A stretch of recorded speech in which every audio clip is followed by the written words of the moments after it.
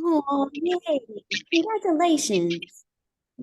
Houston Thank traffic is, yes, the kids look beautiful. Houston traffic is bad.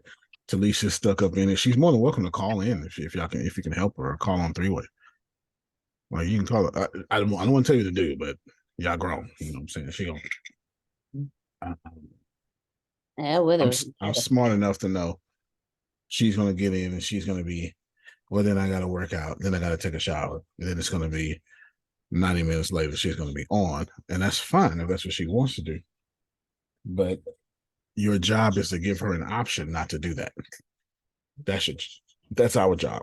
Now, if she accepts, great. If she don't, great. But our job is to offer, which, by the way, I'll tell you what we're talking about because being a 7-part series, I think it's 7. But I'll tell you what we're talking about in a second. But when people miss our organization, Deanna's very good about this. Grace is very good about this. We reach out to you because I taught them a long time ago. I learned that when people miss and they don't hear from nobody, you just told them they wasn't that important. This is why I've been keeping up with Adrian. This is why you be keeping up with Adrian. Mm-hmm. Now, this is what you do right there. Get it? That's just what it is. Now, I ain't got to do it. But one of y'all got to do it. I can't do it. I can't do it. Okay. Can I tell you this traffic is Yes. It's It- it's unusual. it's been raining since I think like noon. So it slowed down at our office at a level where I could pray for everybody in the office. That's how slow it got. Okay. Yeah. And that she talking about she works at the DMV. Houston, get your license and your title. And it ain't never supposed to be slow. In the 4th largest city in the nation with the 3rd worst traffic in the nation. And so we got extra traffic,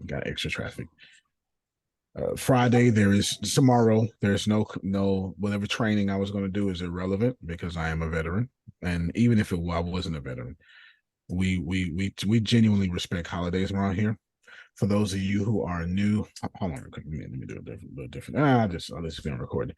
For those of you who are new during the holidays, as holidays aren't during the holidays, we watch movies as a unit.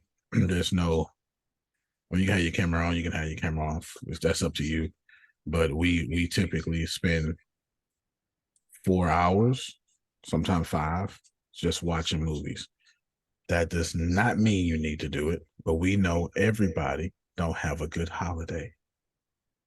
We've been doing it for what 7 years now, Jerome, and we show up. It's weird how we show up. And we show up and we do it. We do it from I think we start at 8 in the morning, so it's always before your family, before the dinner gets cooked. You know, before the dinner gets cooked. It is not mandatory. I'm just letting you know. We will be watching something weird that Antonio picks because he's really good at picking these weird things that are addictive. He's really good at that. You know, it's these B-list, sometimes C-list movies, Hallmark Channel movies. When it first come on, you'd be like, "What is this?" But then you get all into it. Oh man, it's a continuation. It's a part 2. Yeah, yeah. Then it's over. It's absolutely over after that time. So that's what we do. That's what we do. Oh, go ahead, Susan. Yeah, that's great. We all love that. It's a good bonding time and just Absolutely like we're sitting together. What did you say about tomorrow morning? Veterans Day is tomorrow, and I decided not to do the training as y'all are not idiots. And I can email you the training. I can email you the training, so we will have any call tomorrow as you can enjoy your barbecue or just wake up 15 minutes late. And trust me, grown folk enjoy that extra 15 minutes. look, let me tell you something. Let me tell you something. Don got in the car and we was out the school parking lot on the side road, fitting to hit the main highway to get to Highway 6. And he said, "Oh yeah, mommy, my teacher told me we don't have school tomorrow." I said, "Boy, don't play with my emotions." So I forgot who I was talking to. And he was like, No, the teacher said we don't have school tomorrow. I was like, are you sure? He was like, yeah. I was like, are you positive? I said, don't worry about it. Mommy will check the website. He made me so happy. My dad be mad the kids are out for Veterans Day. He say they are not veterans. They shouldn't be out of school. This is a Veterans Day. Well, you got a point. He is so serious about that. Kids should be in school. This is a veterans holiday and only veterans should be celebrating. He got a point, but you know, So I get his parents happy. We observe holidays very well. Just so this is the 9th. Sometime in the next week and a half, we will be watching movies. So let's just think about this for a second. So let's see. Thanksgiving is always the 4th Thursday in America. It's always the 4th Thursday in America. Sometimes November has 5 Thursdays, but it's always the 4th one.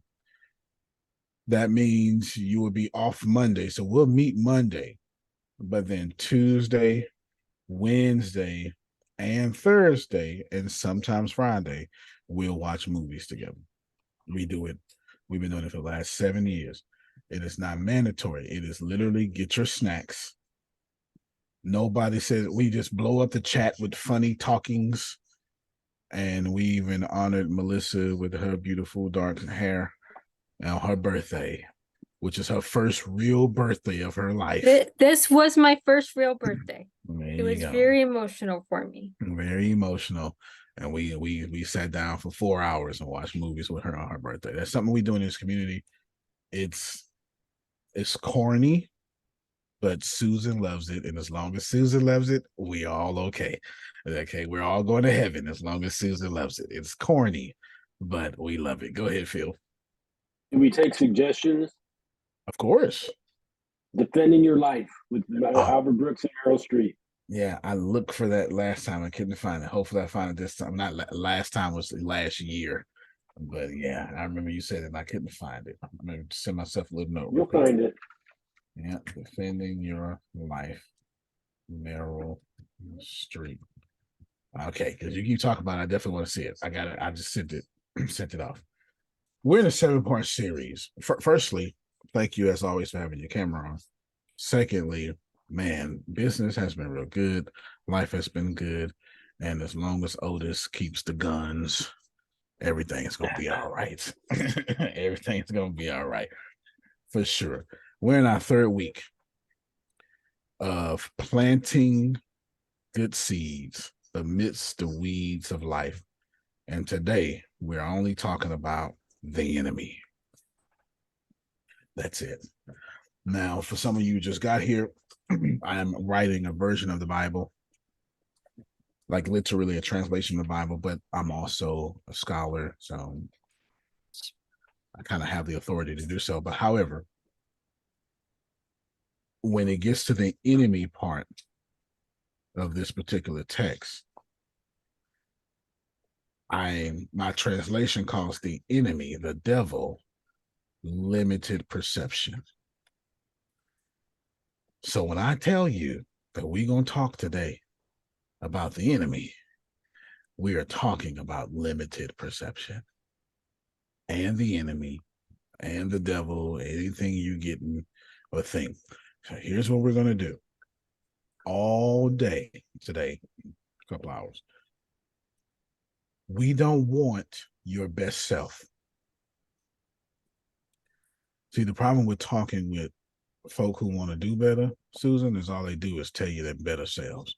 You can never do you can't do work there.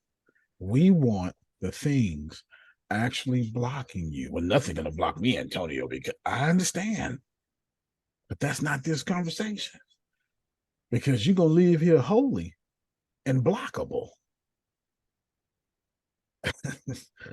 we don't want you holy and blockable. There are some things blocking you, and nothing blocking me. It's blocking your mom and them. But somebody is getting blocked. And we need to have a serious discussion why somebody's health just slipped out of nowhere. Did you say mom and them? Mom and them. You know what I'm saying? That's a technical term. The technical term. And it's spelled MOMANEM. One word. Okay, mama them. That's how it's spelled. It's a technical term. You can find it in your textbooks. That's absolutely, it's a technical term. So the first week, I told you about dual nature of man, how we got these little two brains. And we talked about a lot of stuff. And then the second week, I went even further in the dual nature of man, how we got these little two brains going on. And this week, we're talking specifically about the enemy. The text that we use, this is not a Bible class, but the text that I use, in fact, when I said flip your Bibles, everybody's like, what? Bible? Because I never literally, there's no class that I have here that ever it goes to the Bible. It's the parable of the wheat and the tares. And the argument, the problem, the thesis here, the human experience 100%, Tanya, here is good things grow next to bad things. We got to deal with it. Can I get a witness? Yeah, the only reason you ever had the only reason you ever had a good day is because it was juxtaposed to a bad day. The only reason you ever said, "Woo, that food was good," is because you were starving before you ate. Ooh, that was a good shower because you were stressed or funky. One or the other. It was one or the other. You was stressed out and you was like, I'm just going to take a bath real quick. And that hot water hit you. You was like, you know what? Let me just sit here for a minute. And then 6 minutes later, Phil, I've been there a little bit. The shower getting real good, right? You just got to, that's the water start to massage your skin, and in 5 minutes turn to 20 minutes, and you understand how it is. Y'all ever just let the water hit your hair, and you just went?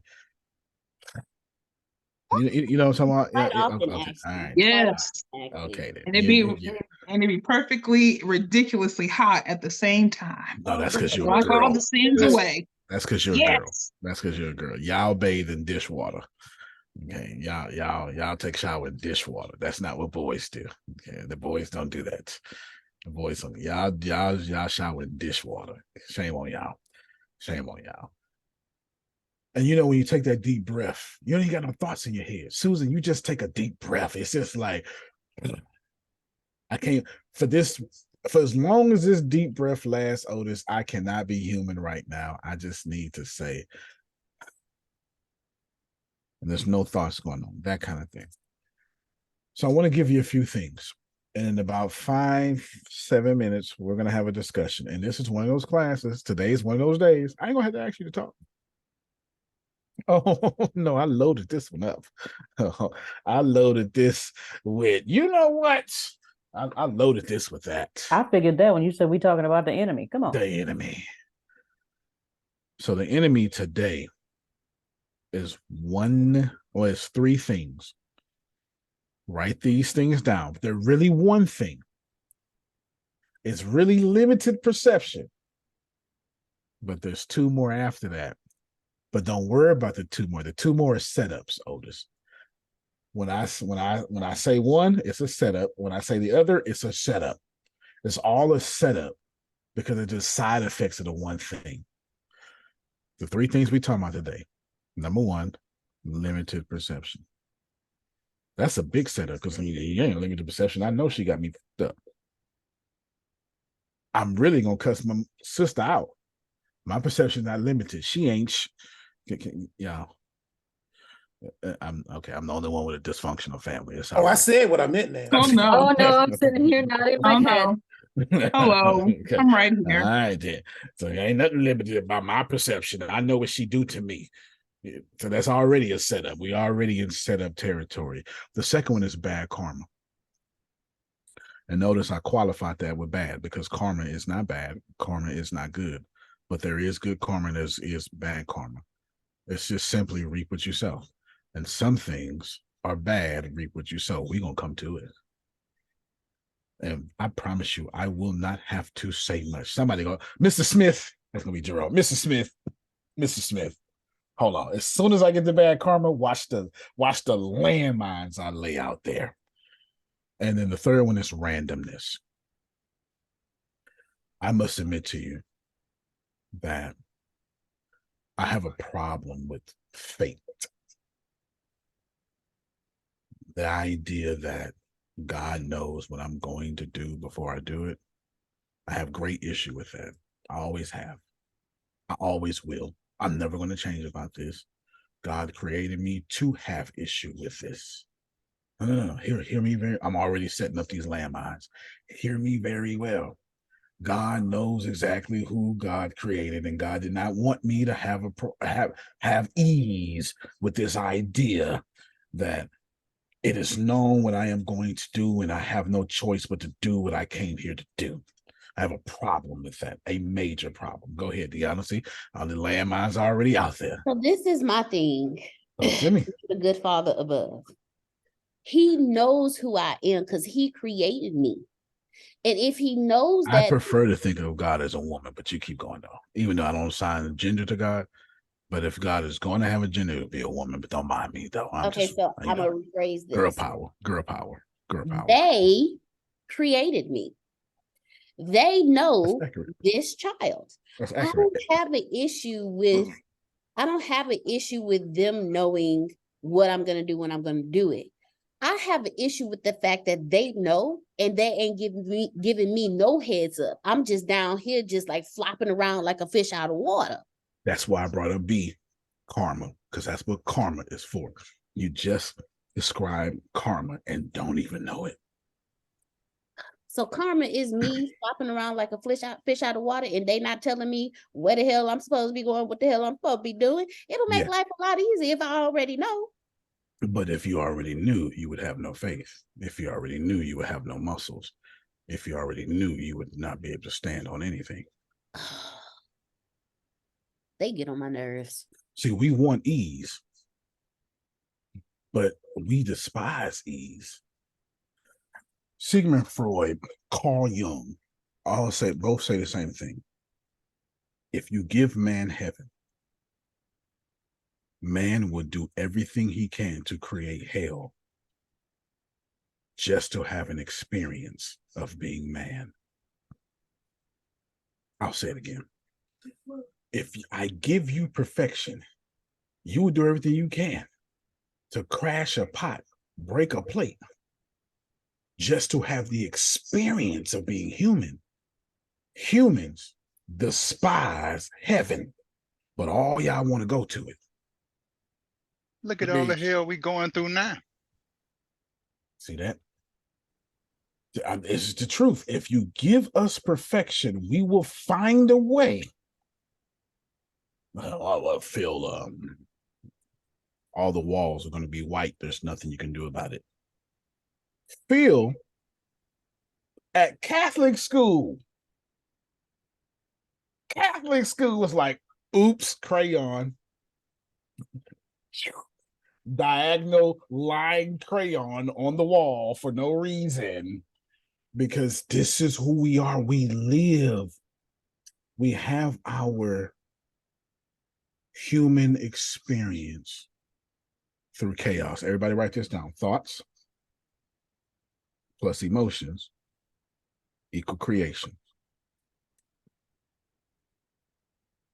And the most important one for today is knowledge plus experience equals being. Grace, send that to me 12 times. I'm exaggerating.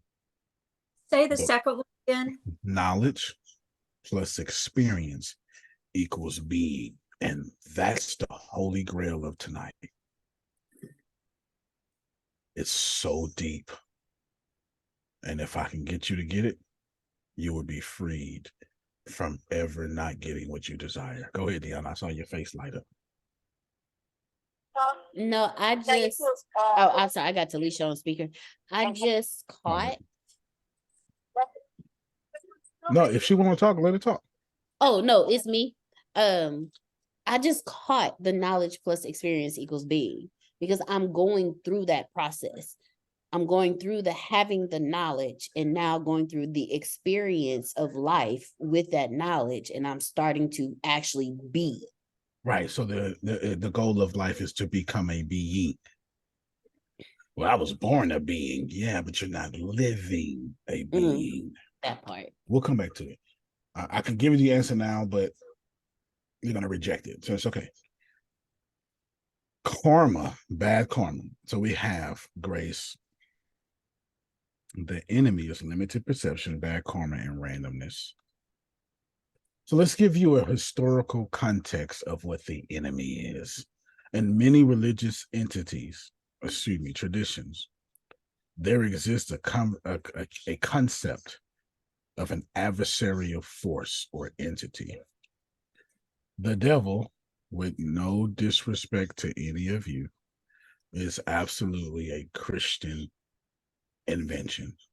I mean, no disrespect to you. The devil only exists in the Christian text. It exists nowhere else. I'm not saying that you're not right.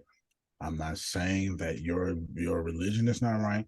I'm just telling you that Satanists don't have a devil the way Christians do. The way Christians have a devil is that God owes the devil, so he killed his only begotten son because God owes the devil. No, that's 100% facts. That's called a theory of atonement. So there's 7 different theories of atonement. That's called penal. That's the penal version. And every Christian, no matter what your denomination is, has a version of that. It's how you justify the cross. It is. Now think about this. Otis, I'm a philosopher at heart.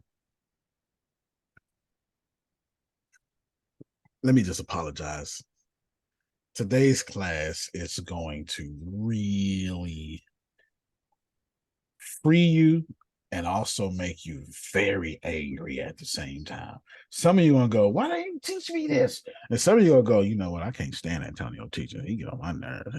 I'm pissed off. You got to be confused.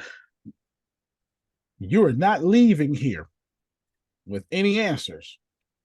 This class is only about answers that are unanswerable. Today's class. But you will leave here with extreme clarity. And I'm going to give you one now. This is why the devil does not exist. I mean, no disrespect. This is why, whenever you hear me talk about the devil, I always say, Grace's devil, Jerome's devil, the Christian devil. I did it on purpose. Okay? I did it on purpose. Just check me out. God is the highest form of perfection, yes. The devil is the highest form of evil, yes. And okay, I'll wait. Okay, I saw Susan. If Susan said yes, then it's over. Y'all really only had no more opinion no more. Because she reads her Bible as much as Grace and her Grace mom and dad read her Bible. She got look, Susan got a Bible right now. Okay. So if Susan said yes, the rest of y'all just got to nod your head. The devil is the highest form of evil. Is this correct? Just nod your head in ceremony. Outstanding. Therefore, the devil is perfect, and perfection is God. I'll do it again. Jerome, when you make the devil the greatest form of evil to ever exist, what is God, Antonio? Well, think about what is good. All right, I thought about it. So go past that. Okay, I thought about that too. Go past that again. I thought about that too. Keep going, Jerome, till you can't think no more. This is as far as I can get. There's God, the highest thought, the highest form. Okay. Inversely, what is the devil? The highest thought and the highest form of evil. And by not just philosophical thought, mathematical thought, commonsensical thought. When you make the devil so evil, you also make the devil perfect on the opposite end of the spectrum. And therefore, Christians have 2 gods, and you're not allowed to do that. That's tough. Go ahead, Amir. That's tough. That's tough. Go ahead, So brother. that we are Free will, Okay, we're gonna come back to you real quick, Sandra. Go ahead, Amir. I heard something say free will, but go ahead, Amir. so you say that we are gods, right?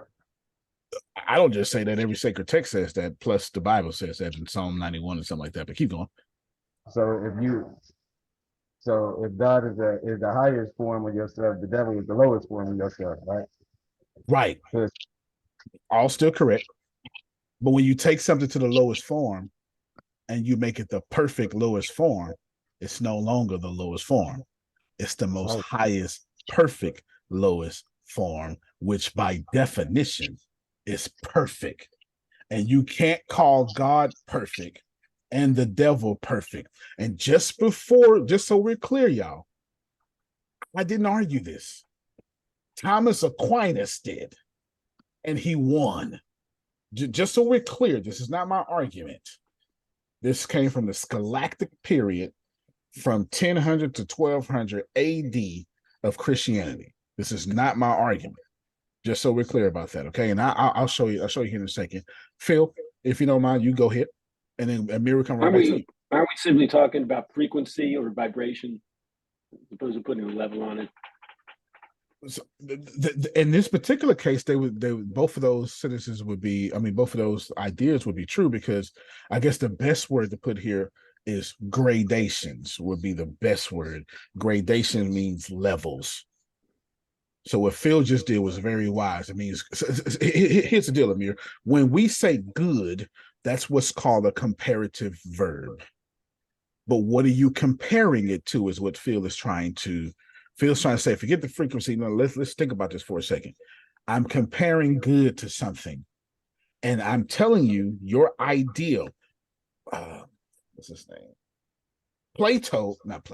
Socrates is the one who came 1,000 years before Jesus walked. Socrates was doing Jesus theology. And Socrates says there's a form in the heavens.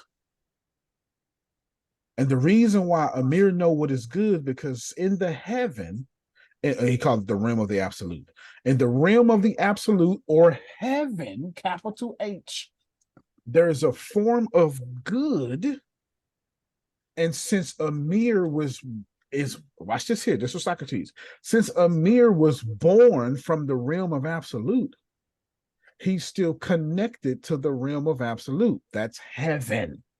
Since Amir comes from God, everything that God knows, Amir knows. This is why Amir knows that's good. How you know it's good.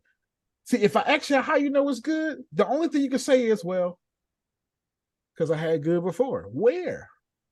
And you go, well, compared to this thing I had, this is good. To what? And when you give me the to what, to the to what, to the to what, you go right back to God. This is one of the problems with atheism, because even atheists say good and have comparative verbs, and you're comparing something to some great standard. You don't want to call that great standard God, but as long as it's a great standard that has an end that is infinite, you're calling that thing God, whatever you want to call it, universe, God, Phil, Susan, whatever you want to call it, that's what you're doing. On the opposite end of the spectrum, when you say nobody can be more evil than the devil, remember I told you I ain't gonna have to ask y'all to talk. All these hands popping up. When you say nobody's more evil than the devil, you literally just said the devil is the most perfect and purest form of energy. Therefore, the devil is equal to God. And before y'all retort, this is the Christian problem, Tanya, because whenever Christians can't do something, they don't blame God. They don't say it's in God's will. They blame the devil for thwarting God's will. Punchline, after the cross. You literally still bring up the devil after the cross. There is not David Jeremiah won't agree with this. I mean, David Jeremiah agree with this. Antonio agree with this. You are not allowed to give the devil power, credence, hope, energy after the cross. That makes a lot of sense. We don't think about think about. No. Religion doesn't tell you to think. Religion tells you go to religion to be told what you are. And like religion in the military. Hey, Phil, you want to know who you are? Go to the military. Want to know who you are? It tells you to obey. Exactly. like if you want someone to put on you what you are, that's religion. That's the military. If you want to think, don't go to the religion. Don't go to the military. And I was military intelligence, and I wasn't allowed to think, even though I was thinking, but I was allowed to think in a certain particular manner. Okay, go ahead, Phil. Military has changed. They are pushing the decision making closer to the front line. Well, that's a blessing. That's a blessing in itself. They're actually moving. They're studying emotional intelligence. You know, that's so they've seen it. They're kind of cool. Good. Antonio. Yeah, you and then Dion. I don't agree with Christianity doesn't allow you to think. That's fair. That's totally fair. Like that was an inflammatory blanket statement that I made. You shouldn't believe in blanket statements. That's totally fair. That's totally fair. Looking at the times in the David Jeremiah, the devil's mentioned, and Matthew a couple times, Luke a couple times, John like 4 times, Ephesians twice, Second Timothy, James, First John, right, Revelations. Right. So if you put the Bible side by side, the devil's mentioned 0.0001%. Wasn't he an angel first? Well, yes, but according to John Milton's Paradise Lost, yes.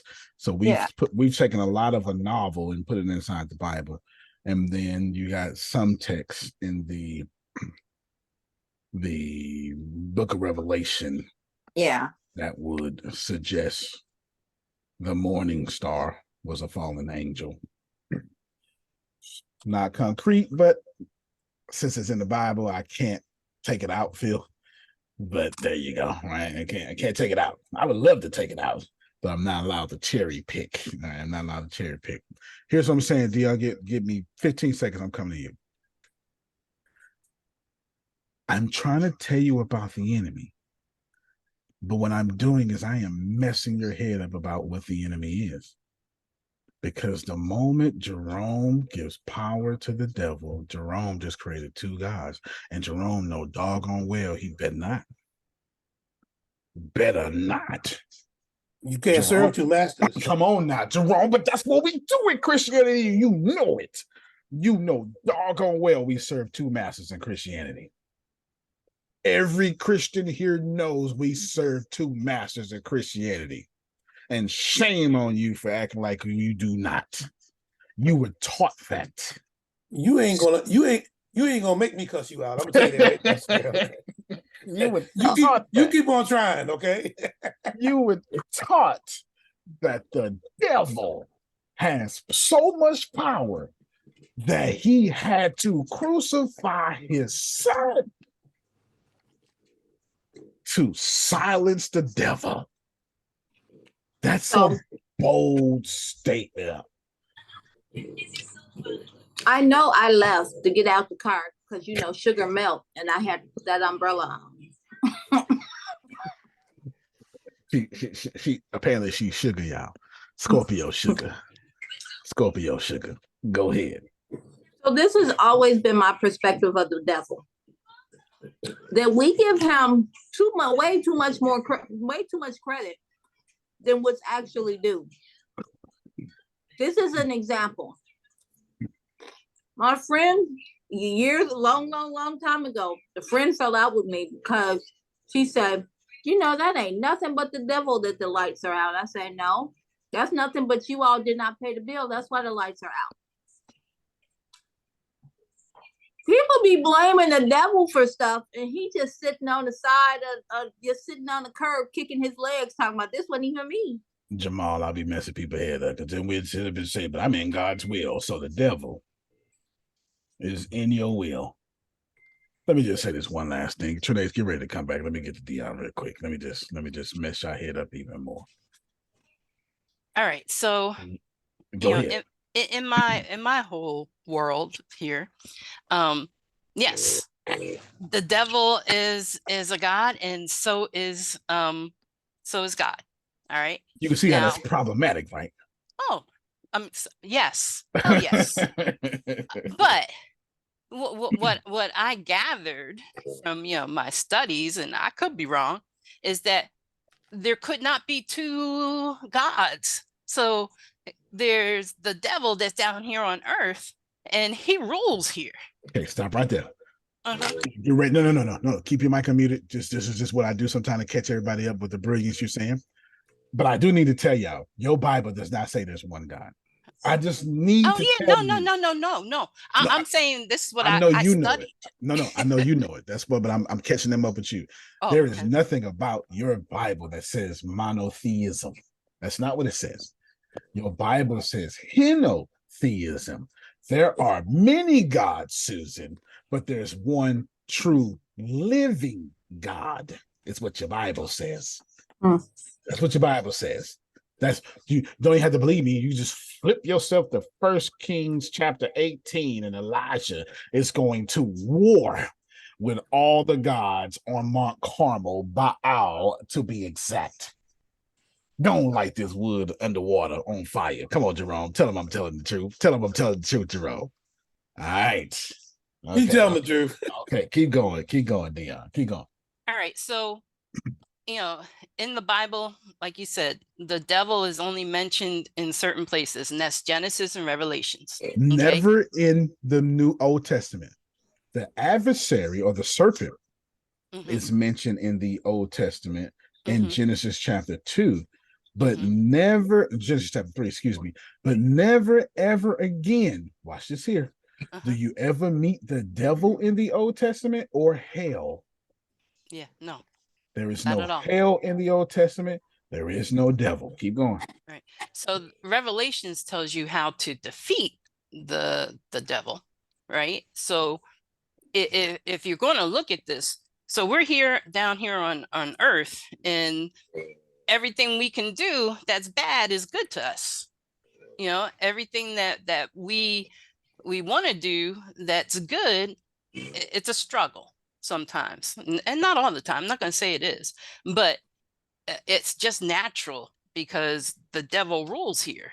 So, evil is I won't say good, but like you said, we're good and bad all at the same time. No doubt. Does the devil rule here after the cross? I ain't trying to argue before the cross. Does the devil rule here? No, I'm just catching everybody up with your argument. Yeah. Does the devil rule here after the cross? The answer is unequivocally no if you're a Christian. Right. Okay, keep going. Because when the cross came, that allowed us to reach up there. That allowed us to see where we need to be. Because God came out the Holy of the Holies and also let you in the Holy of Holies. Exactly. And that's why. The moment the veil was split from top to bottom, that's in Jerome's text, the devil lost all the devil's power. Exactly. That's what Dion said. That's got nothing to do with me. That's the text. That's not my opinion. Go ahead, Trinace. No, go ahead, Grace and Trinace. That. Hold on, real quick. Both of y'all, hold on. I have not told y'all a single thing that I think in the last 40 minutes. I have told you Thomas Aquinas and his counterparts' arguments, and I have just now told you about one of the theories of atonement, and now I have just now told you about the Holy of the Holy and the veil splitting from top to bottom. I used some gospel gumbo because that was pretty much in all four of the gospels. So I kind of put all four of the gospels in a little pot and mixed it up instead of quoting one of them. But yes, That's a real thing. Go ahead, Grace. Okay, two things. You said the devil isn't mentioned. It's not. The devil is Okay. not mentioned in the Old Testament. Okay, so who was frolic? I'm just playing advocate. Who was frolicking to and fro, and God said, "Have you considered my servant Job?" That is new to that. Okay, fair enough. That is Job.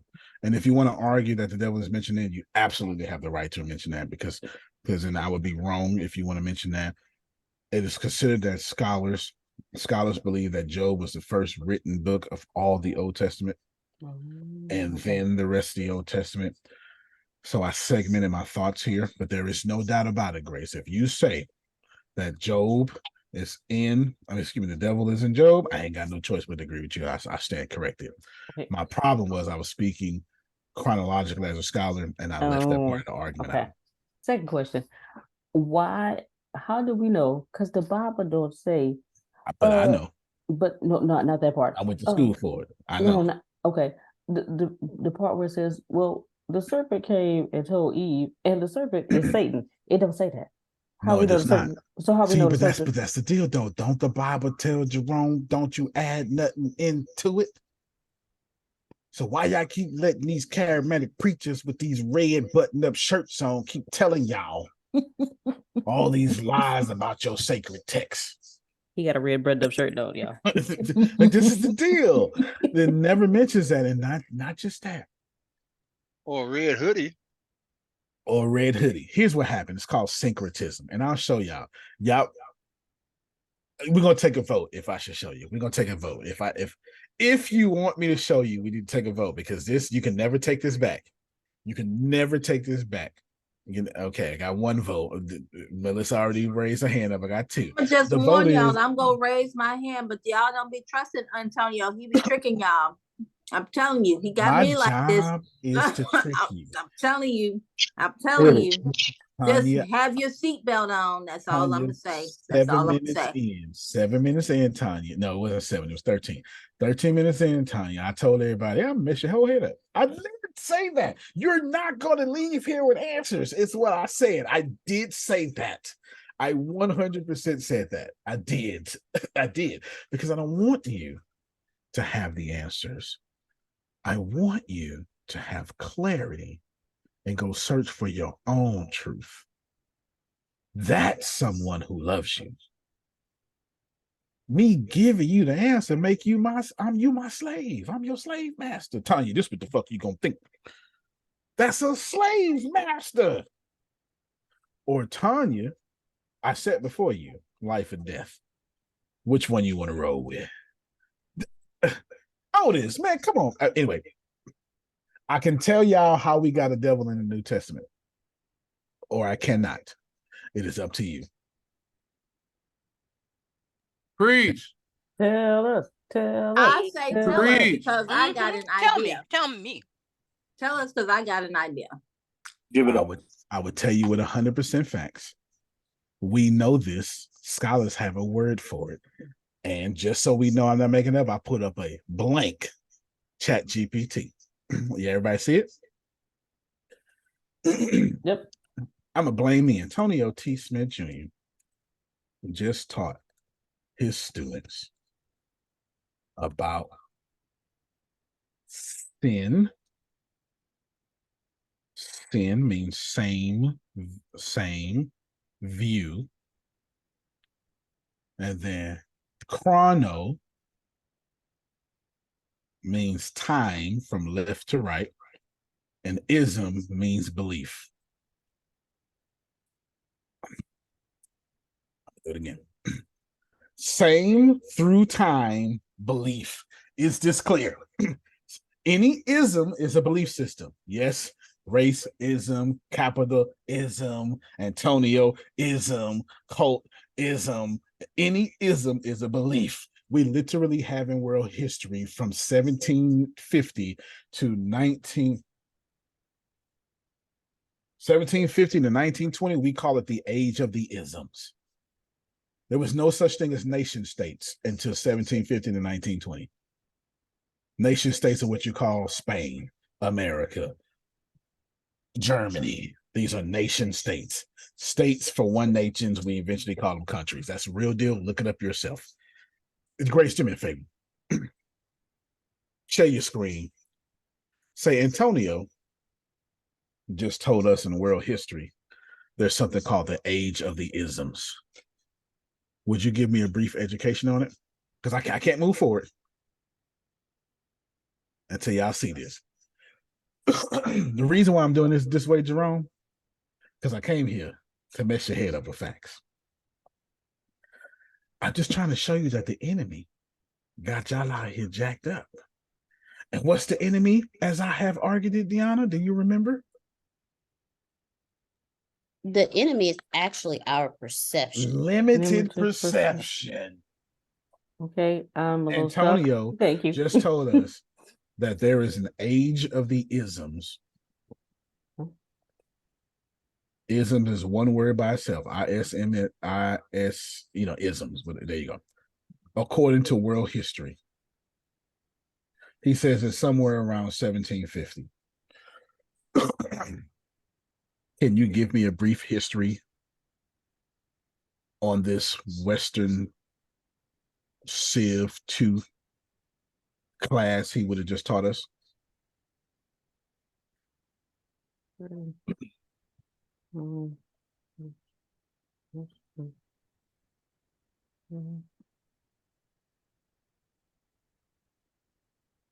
But Western Civ 2. Because Western Civ 1 covers Mesopotamia. Right? Anybody ask you on that? Look, around 1750. Can somebody tell me what year I said? 1750. Stop your screen, Grace. My degrees forced me to know world history. To literally, I can go back in college and teach history. Not because I'm smart, Trinace, because the Bible only exists in history. In order to be a scholar, you must accurately describe with great context, Jerome, what the heck was going on in the year it was going on. I'm not allowed just to say what Matthew said. Nope. I have to say hermeneutically, Matthew said this during this time because of this thing. Can I give you an example of why history makes me smart, Jerome, when it comes to being a scholar? I got you right here. In the book of Matthew, you start off with King Herod. By the end of the book of Matthew, you start off with Pontius Pilate. No longer king. Matthew don't give a damn to tell Susan what's going on because Matthew never meant to talk to Phil or Susan. Matthew was talking to his Hebraic people in Africa. Matthew just understood that you understood that Rome adopted, snatched up the Israel and put them in the Roman Empire. And said, ain't no kings but Caesar. Therefore, you got governors now. And by the time Jesus was living or dying, it was Pontius Pilate that was up. See, Matthew does not sit up here and try to give you a history lesson, Jerome, because Matthew understands he talking to people who know the history. So when I teach this class to y'all, you should understand TikTok exists. It's why I don't tell you about TikTok, because we all know TikTok exists. So scholars 2,000 years from now are going to be trying to translate what Antonio's saying. But y'all know TikTok exists. Trump was president. Biden is something. And half of us wish Barack Obama was back. This is literally the history in which we live in. But if you don't like, I know Republicans who do not like Joe Biden, one so bit, but they sure enough glad he not tweeting. Yeah, I'm gonna catch that later. All right. Antonio. Yes, ma'am. 1 John 3:8. Yep. What that says. I got you. Do you want me to read it, or do you want to read it, because I know where you at. Yeah. I don't remember where verse 8 is. He who sins is of the devil, for the devil has sinned from the beginning. For this purpose, the Son of God was manifested, that he might destroy the works of the devil. Now,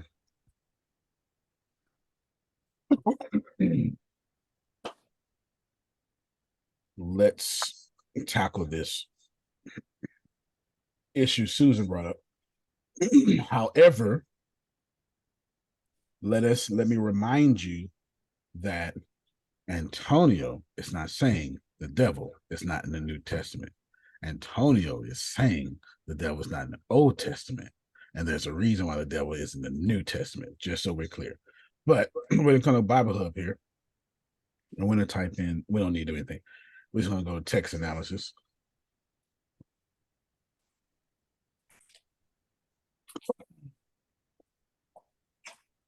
This is actually my Greek version. Can y'all see it? Oh, y'all probably can't see it. Literally, I have the entire John, all his writings in Greek. I kid you not. You probably can't see it. I read Greek like English. I have all of them. It actually stays up here, Jerome, on the little background stuff. So whenever y'all see that little book right there, that's the Greek version of John's writings. Whenever I don't have my Greek Bible with me, I typically like to go to Bible Hub because it has an amazing text analysis. So what we're going to do, we're going to go to John chapter 3, and we're going to prove that Susan, what she said was 100% facts. That's what I want to do here. First John. First John. That's what I mean. I literally pulled up First John and then went to John. Right. All right. So First John, and then 3, and then 8. I will skip most of the controversy here on purpose, but I'm going to translate this sentence properly.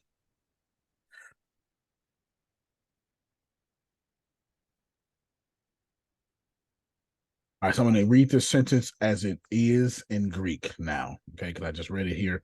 I'm going to spare you the nerds talk because nobody ain't going to know what I'm talking about, but I'll show you these English words here. The one practicing sin is of the devil because from the beginning, the devil has been sinning.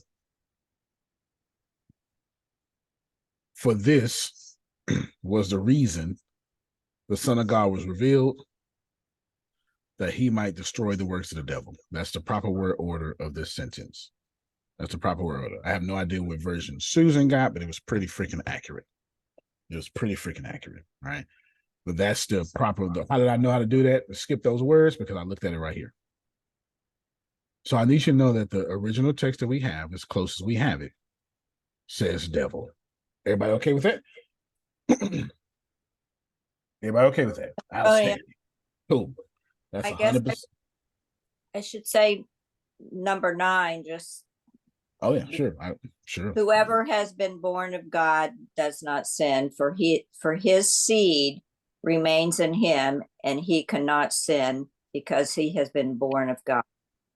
Okay, so the only word missing from your translation, and it's an important word, is practices sin. It's important. And it changes to, so Susan's version said born of sin. Practices sins. Born of God, for his seed remains in him. Right.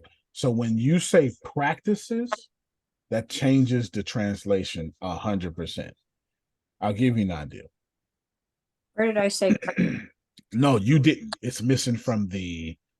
I'm looking at the Greek while you're reading. I'm looking at the Greek. My guess is you're reading New American Standard Version, NASB, which is, I just guessed her version.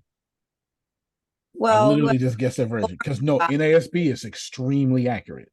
It's being born, being saved, being confessing your sins, and being born again. No doubt. NASB and ESV are the two most accurate translations of the Bible. And then you have I was able to guess her version of the Bible just by how accurate it was. Did y'all see? I know Phil saw it. I literally guessed her translation because I can tell its accuracy. King James is not that accurate. That's why they have a new King James version. King James is the most beautiful. Nothing sounds better than King James. Just so we're clear. All right. When y'all say practices, so I back when I was actively pastoring, which I make sounds like so long ago, make it sound like so long ago. I had this preacher who was lesbian. And she didn't announce her calling under me, but she came to me to preach and teach. And she was shocked. Man, I sure hope y'all hear me. She was shocked that I had no problem with her preaching. She was absolutely shocked. Well, Phil, and I'm not telling you this is what she needed to do, but she came to me struggling with lesbianism.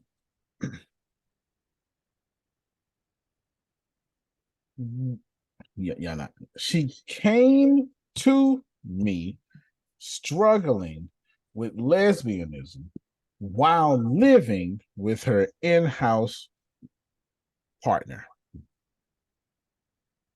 and said, I'm confused. I said, well, if you're confused, preach on.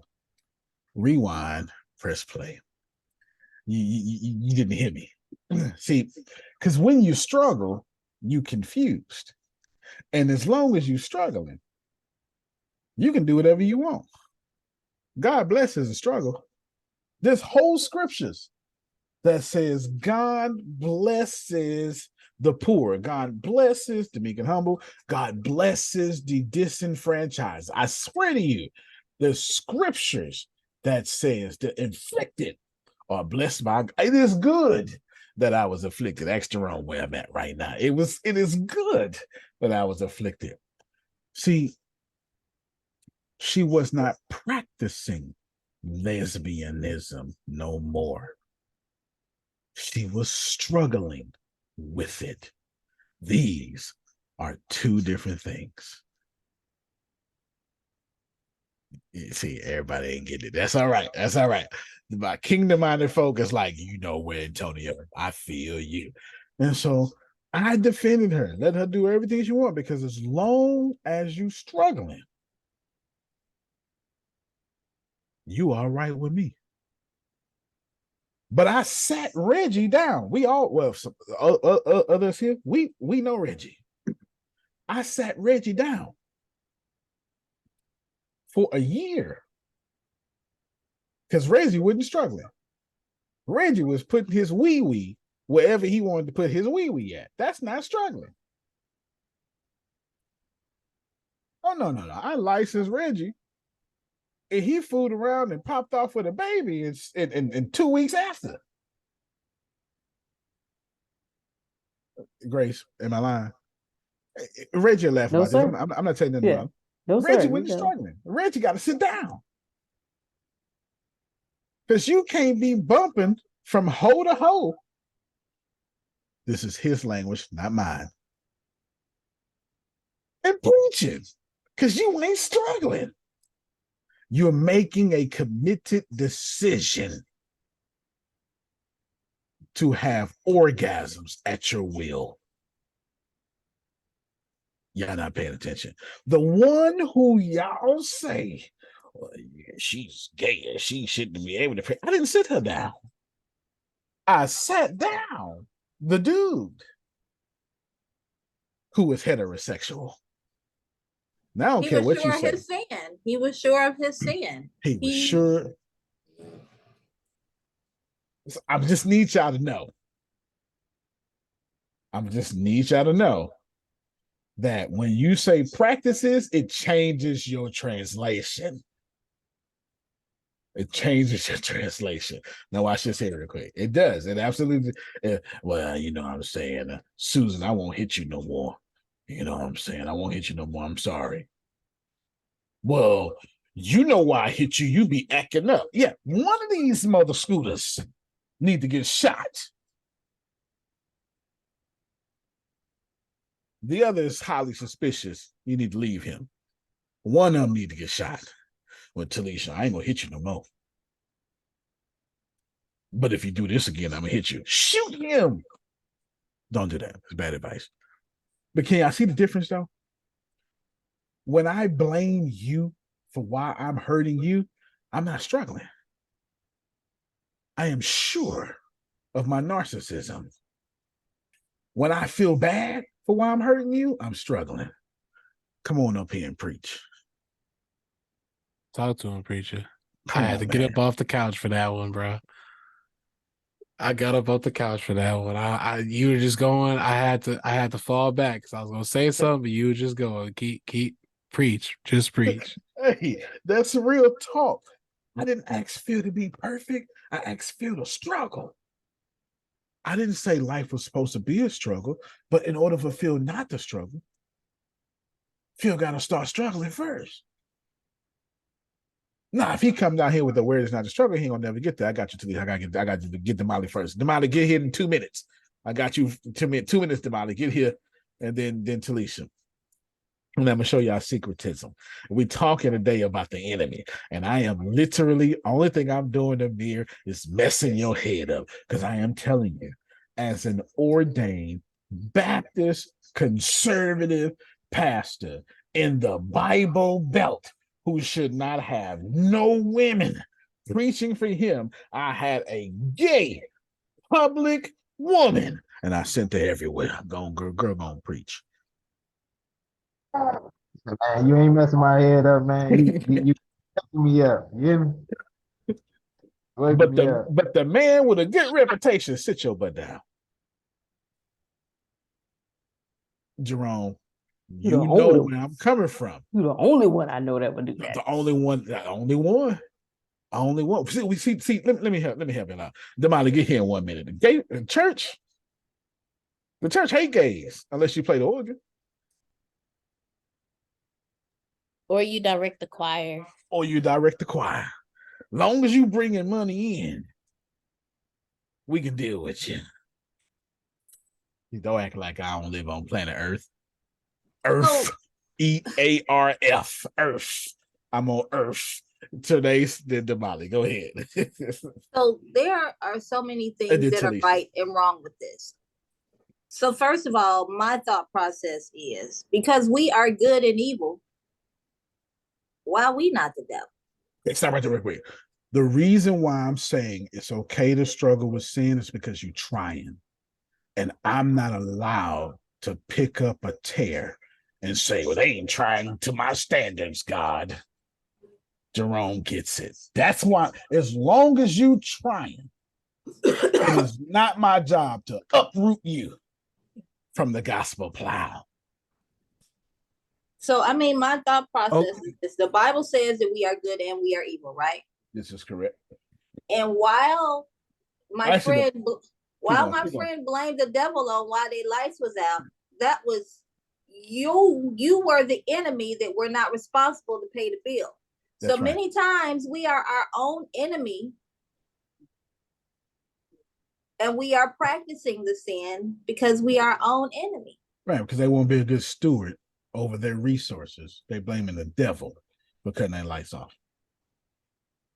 That's like Jerome. That's like Otis getting mad at his wife for being mad at him for not making her special. Oh, the devil in you, woman. No.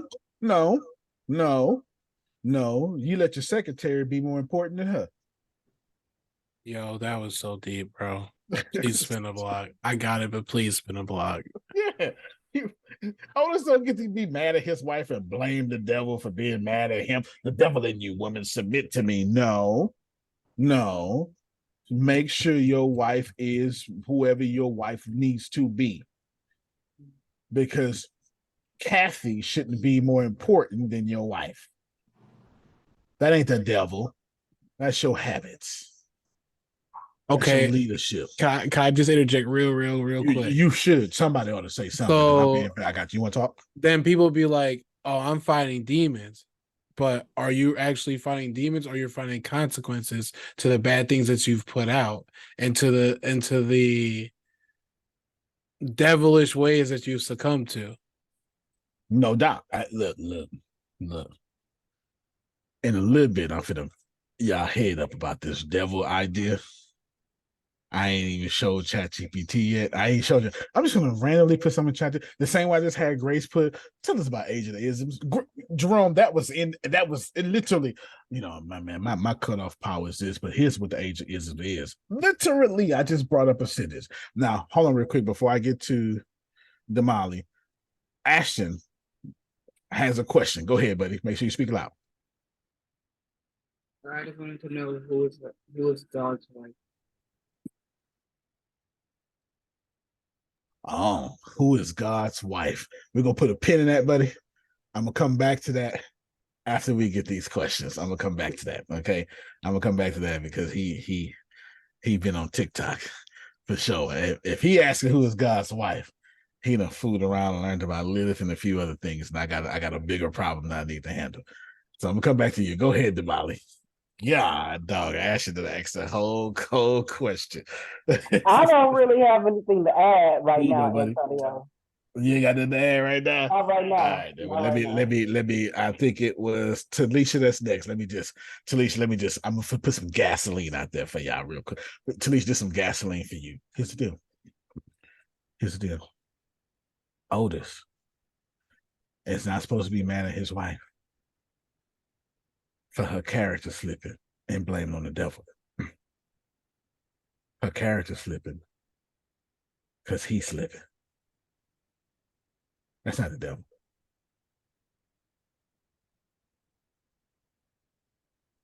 Me and Jerome are amen ourselves around this. Watch it, Reverend. Otis ain't got none of these problems. So that's why I'm using him as an example. But I'm just trying to tell you that this is how it works. I like that one. All right, come on, Talisha, then Jalen. Okay, I'm going to try to sugarcoat this as much as possible. Don't sugarcoat. My kids know cuss words. Oh, these weren't curse words. This was something else. Don't sugarcoat it. My kids need to learn. I'd rather my kids learn here than go get with some deadbeat girl and learn when they're 25. Okay, well, we're gonna speak the truth there. Hello. Not the deadbeat girl. Yes, the deadbeat girl. Yes. Look, they out here. Hold on, Talisha. If it wasn't for food stamps and government assistance, it'd be a whole lot more deadbeat mothers than there would be deadbeat fathers. Let me tell you something. I told my mom that. We was in the car one day and I told her that. She said, they sure right. I showed y'all the clip. Come on, HT. The guy said, what's an unpopular opinion you shouldn't have? And that man said, if it wasn't for government assistance and food stamps, there'd be a whole lot more deadbeat mothers than there would be a lot more deadbeat fathers. So when I said deadbeat women, they out there. And no child support. Talisha, give me a second. Let me tell you how. This is my angle. This is what I've seen. This is not an opinion, it's my human experience, but I will run right to Talisha, so you cannot respond. Am I being clear with this? As soon as I say this bombshell, I'm going to run to Talisha. I'm like, go ahead, Talisha. It's going to be over, right? Like, I'll have to interrupt her. There's many good men that get with a woman who pretends to be good. As soon as they lock that man up, stops being good, stops doing things sexual, stops doing what is necessary to keep that man and force that man to cheat, and then get mad at that man for cheating and then file child support on that man because that woman decided, I'm not doing nothing no more. So now you got a good man who wants to be faithful, cheating. I know plenty of them. I know plenty of Talisha, go ahead, Talisha. Why you just do that? Because it needed to be said. Because we always say deadbeat dads. There are plenty of deadbeat women in plethora that only raise their kids because child support helps them. Because financial aid and freaking food stamps help them. If women, I'm not talking about all women, we're talking about these women. If these women had to go work, they wouldn't even have no baby with you. Can I add to that, Antonio? I know you said sure you can't can. respond, but I would like to add to the list for deadbeat women. I also have to say this: these women who have all these lists of things that they require, if they can't afford it for themselves, but they put it on the list, right? Then they are deadbeats when they get their life instead of a man. All right, I'm done with that. Talisha, go ahead so I can run and hide behind you. I'm hiding behind you, Talisha. You got a big old frame today. I'm hiding behind you. You like to fight anyway. I just learned that today. No. You actually made me think. I was like, I did fight a lot when I was little. I didn't think about that, but I was like, he right. But anyway, that's the old me, okay? But anyway, okay. So I wanted to say this when you were talking about sin and basically how when you know better, you do better. Yeah, no. And the other day, I think I sent you and Deanna something from a text from TikTok. Oh yeah. Okay, so I want to bring it to the group. Don't y'all judge me. I don't care if you judge me, but you fit to hear what I have to say. Speak ye freely. There was a guy that reached out to me at 4 a.m. in the morning, stating, I don't remember all the words, but just stating like, hey, you came across my recommendations or something like that, and I think you're beautiful. I would like to share my wealth with you, right? So I sat with it for a moment. He was asking me what state I was from. I said from the U.S. That's all you get. You will not know where I live. And so he went further on, like telling me, he was in Berlin and he'll be in Cali. He was out there for a work adventure. He in the oil and gas. Oh, so stop right there. So it wasn't 4 a.m. for him. It was it was 4 a.m. for 2 8. It was 2 p.m. for him or something like that. It wasn't 4 a.m. Keep going. Keep going. So with that being said, I was just like, you know what? I'm not married. I ain't messing with none of these guys out here. We're gonna try something new. Good. And I'm gonna get him for all he got. Because guess what? Susha ain't never did that before. So we're gonna go down that road. So I was thinking about it, and then I thought about it some more. And I started asking Tony, I was just like, wait, if I do this, ain't this called prostitution? Because to me, it's in the same lines. You're selling your body for some coins. Stop right there. Most of what we call dating in the 21st century is prostitution. Yep. Yeah, then y'all got whole rap songs about it. I don't cook, I don't clean, we don't know Cardi B, huh?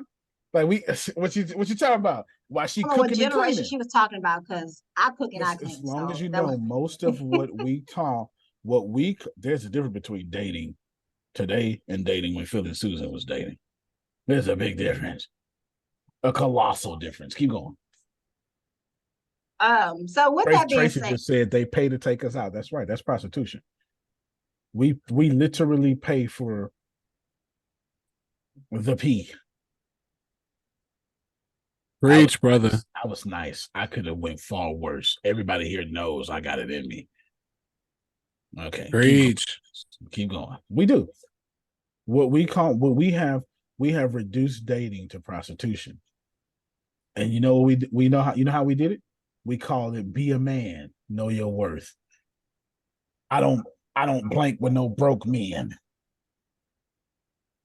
If you don't prostitute, if you don't prostitute, you're a broke man. That is society. That is 100. That's not my opinion. That is society. Keep going. When you said that, also brought to something my sister had brought up to me the other day. she was just like, if you look at it, we always been told, women always being told to love on our Black men or support our Black men. And she was like, you don't hear no other race saying that about their men. You don't hear the Caucasians, you don't hear the Indians, you don't hear, the Muslims, you don't hear none of them saying support their men. Stop right there. It's only in the Black race does the Black woman compete with the Black man. Keep going. And when she said that, she was just like, they don't like Africans or Nigerians. You have to literally pay to get married to their child. I actually had a Nigerian. I was giving her a ride. The grandma told me, she was asking questions about me. And she was like, you sure you don't want to get married again? I said, I'm good. She was just like, can I have your number? And I gave her my number. She said, be expecting a call from me. She was trying to hook me up with her son, her grandson. I don't know who it was. But what I'm trying to get is they make these men pay to even marry their daughter. And when I asked the Nigerian lady, the grandmother, about it, she was just like, do you know how hard it took, how long it took us to raise these girls to become the ladies that they are? And you think we just gonna give them away for free? That's been happening since biblical times. So with that being said, it's just like, how come the Black That still American men happens on the reservations too. Say it again. That still happens on the reservations too. It happens in reservations. Melissa's Native American. Got a dowry. Yes, a dowry. That's what's the name of it. Thank and you. Unfortunately, it happens. I'm not going to be careful. Unfortunately, it happens in wherever they do arranged marriages. And it absolutely happens in cults where they do arranged marriages. But I don't need y'all to think cults of as white people drinking poison to go off into Elliot Ness's. Not Elliot Ness wasn't a cult. What's the guy named in Fort Worth when I was growing up? What the hell that boy name is? David Koresh. David Koresh. There you go. Thank you, Grace. I'm so glad. Waco. We ain't coming out. Yeah, not Fort Worth. We go in Fort Worth, Waco. Yeah. Waco. Waco. We ain't coming out. That's what we ain't coming out. Yeah. Cults, absolutely. If there's an arranged marriage, it's a cult coming closer behind it. Keep going. So she said, and it got me thinking, she was like, so why must I settle for a broke man? These guys who don't got a car, still living with their mama, and can't afford to give me something to eat, nor take care of me nor my child.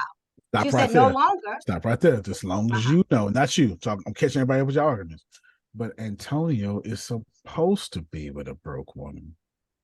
That's where my value comes from. Society says Talisha better not ever date a broke man. And society says Antonio is dead wrong and unchristian if he don't get with a woman that has less than him. Before you respond, Talisha, own that. That's society. Okay, go ahead, Jaylee, real quick. And then what about the part of not only that, but the man has to like go out his way just to get you? Like put that in chat. We coming back to it. Let's let Talisha finish. I'm not correct. First off, I don't correct anybody. I'm certainly not correct you, Talisha. I'm catching everybody up with your argument, no different than I did Dion. I'm giving credence to her argument. Talisha is saying, I ain't finna be no broke man. But it's my job to be with a broke woman. It's my job. We're taught to wait. We're taught to wait to be found. Mm-hmm. That's true.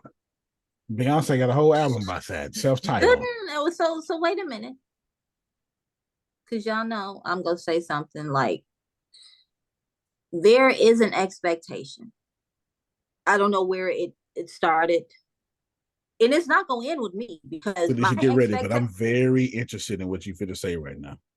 My expectation is because Adam was a provider, that my mate is a provider as well. And I say Adam was a provider because he did everything God said to do before God even said, it's not good for man to be alone. Let me give him Eve. There's a major problem with this argument. And then, okay, I'm telling you how I process this. Keep going. So for me, Adam was a provider and kind of a protector because he kind of let the ball slip through his hands because God gave Adam a directive. He told Adam specifically, don't go to that tree. He had a whole conversation about what his responsibilities are and not this tree.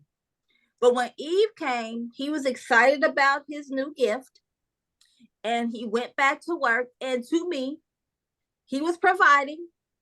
He kind of protected, but he didn't give Eve the full scope. Okay, stop right there, but get ready to continue. Are you okay with your to me being subjective? Yes. Okay. That's why I keep saying to me. Keep going. To me, because somebody else may have a different perspective. So that's what I'm not trying to force what I say on somebody else. So that's why I keep saying to me. Okay, so I'm going to give you an objective. So her perspective is subjective. It means relative. It means it can change. It means it's feelings. I'm going to give an objective, all 100% facts that has nothing to do with feelings. Keep going. So with that being said, because I had never looked at it like that before. So if we as women have the ideology that the man is supposed to provide and protect, then I mean, I assume that this is where it came from. Okay, let me jump in now. I'm about to mess your whole head up. Talisha, first off, not Talisha. Trinace, first off, you're one of my favorite people. I sure thank you so much. You're doing a good job. Her birthday is November 15th. Let us remember that. And don't let Adonia fool y'all. Her birthday is November 12th. I go out my way to know my people's birthdays. Just so we're clear. Okay? All right. Now, the problem with Trinace, as she is sugar, that's why she had to have an umbrella. The sugar can't get wet. She said that. That was me. Okay. Didn't you say that today? I mean, Trinace? All the time. All right, then. The assumption, the problem with her argument is it's built on two assumptions. See, when we make arguments in the scholar world, you're not allowed to put assumptions in your arguments. Her argument has two assumptions. Assumption number one, there was money in the Garden of Eden. Assumption number two, that Adam was the provider. Adam was not the provider. God was. That's fair. Objectively, amen, textually, God provided and told Adam, share these provisions. Be in charge of these provisions. Here's your wife, share these provisions. Adam was never a provider. You know what? If we was taught this in church, marriages would be a lot different. Relationships. It's why I said, it's why I asked, do you mind if, right? Like your to me is, this is why. Keep going. If God is the provider, it means man was never supposed to provide. No, we're just. It means that you got me in a position I was never equipped to be in.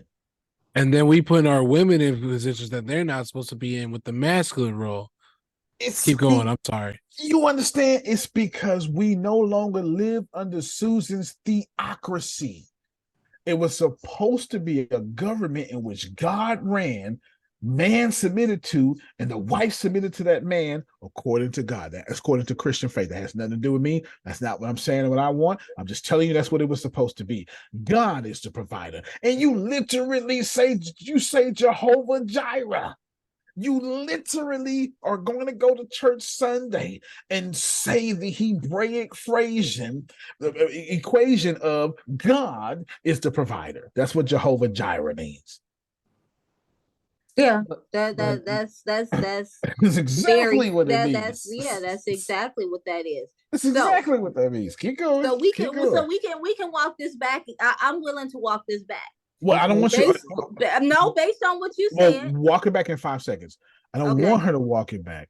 I'm just trying to tell us that the enemy has messed up our limited perception and made men the providers. Right. You know why? Well, we know why? Because we skipped the part about God being the provider at first, because when the punishments came out, man is to till the ground and the woman is to have the children, and this is where we started instead of God is the provider.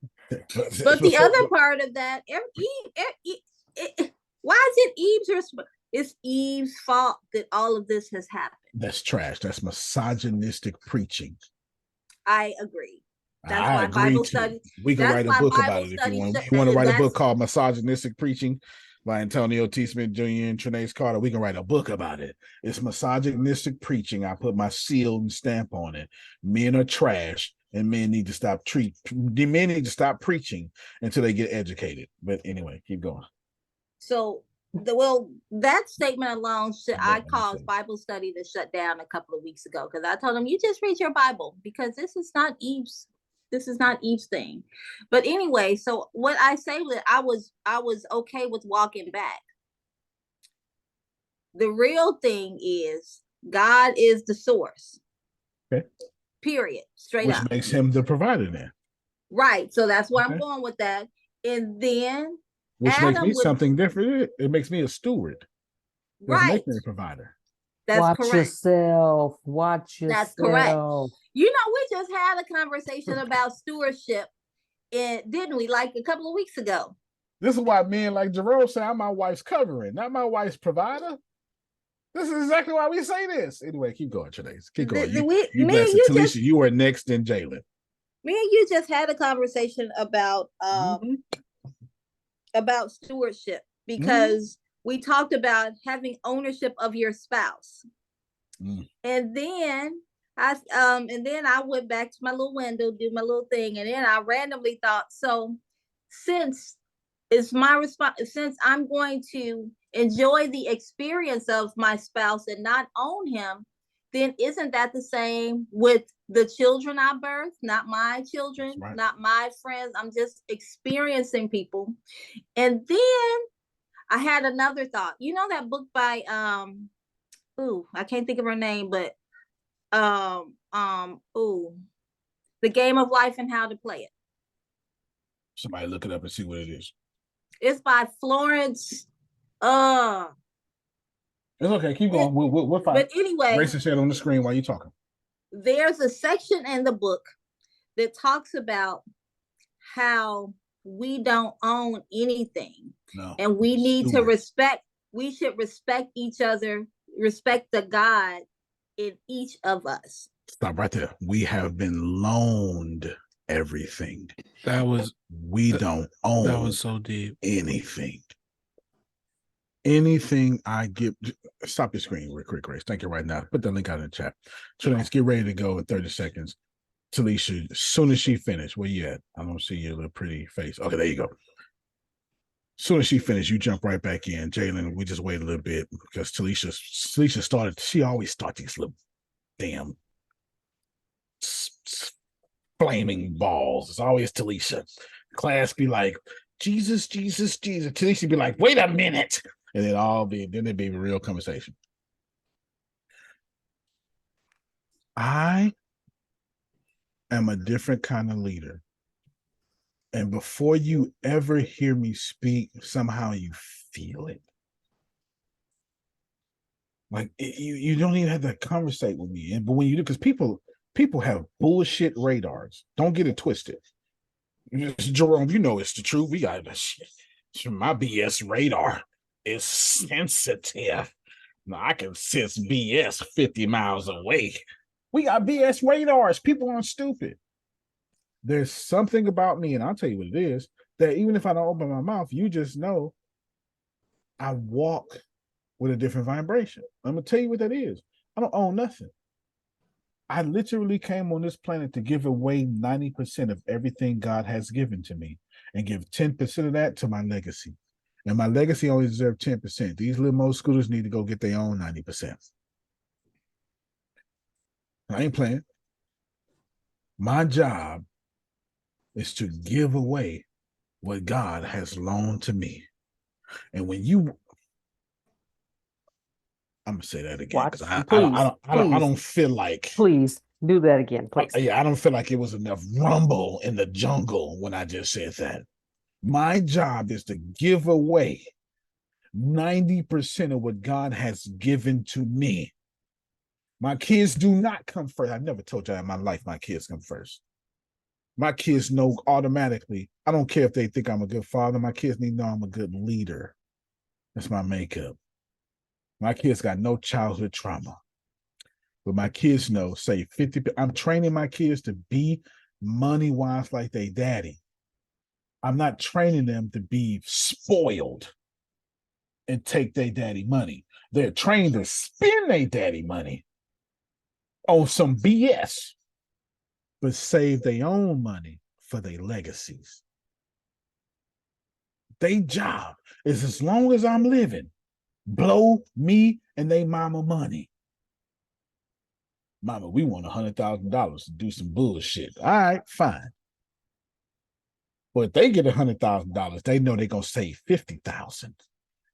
They supposed to save half their income and blow our income. Because I'm a good steward. I'm not Trinace's guide or compass.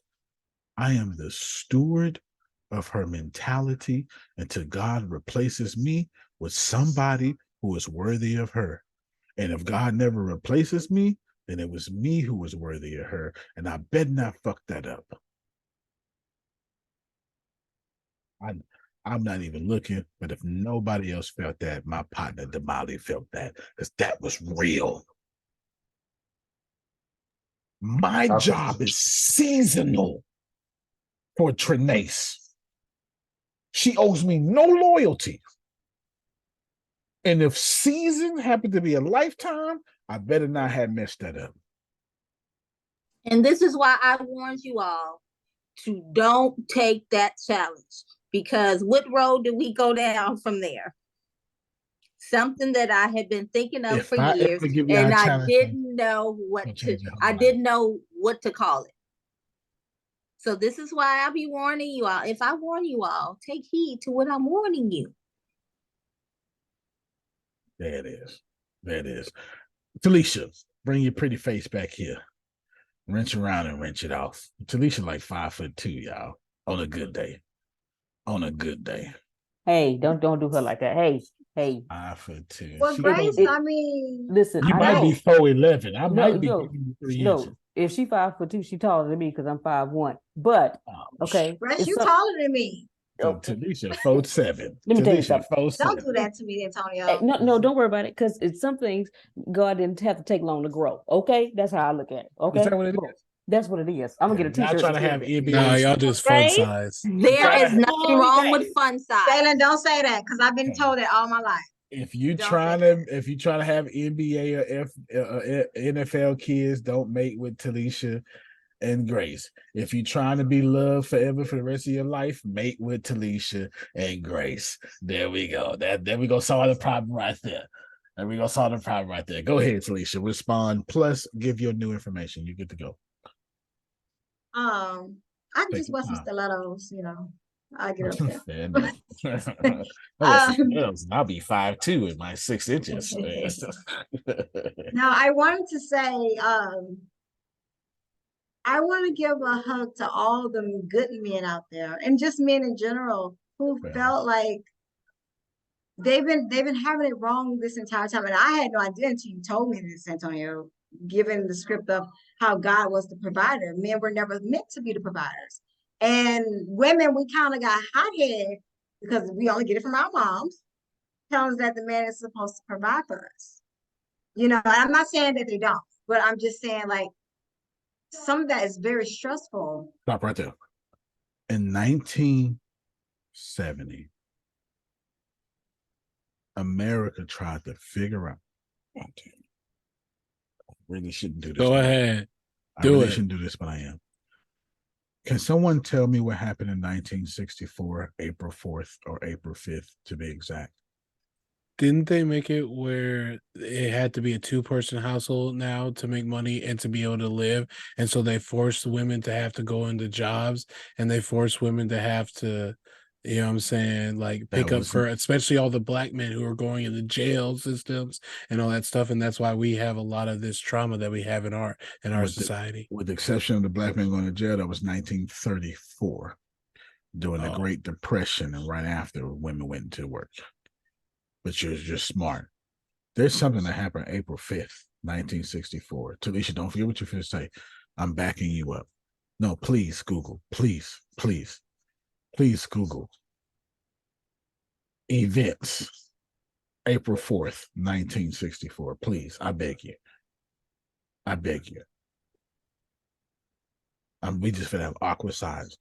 Civil Rights Act of 1964. Congress passed a public law. Much. What is mine? 88 through 352, also known as the Civil Rights Act of 1964. This act prohibits discrimination based on race, color, religion, sex, national origin. You know the scooters listed to me. I got this blank memorized. 64. Civil rights movement happened, and by 1970 there were 37 million black people in America that white folk did not want to deal with. You don't have to agree with me. Grace, share your screen. This is why Reggie always, when Reggie get on, Reggie gonna be like, yeah, protect him. Protect it. He called me Tonio. Protect Tonio. Protect Tonio. Grace, if you would share your screen, go to ChatGPT, please tell us when the first, what you call it, union got started.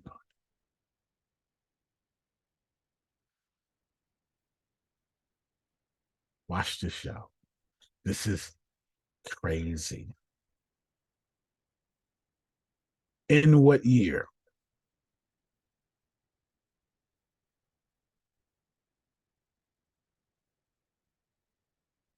Sorry. In America, in what year did unions take off after the civil rights movement?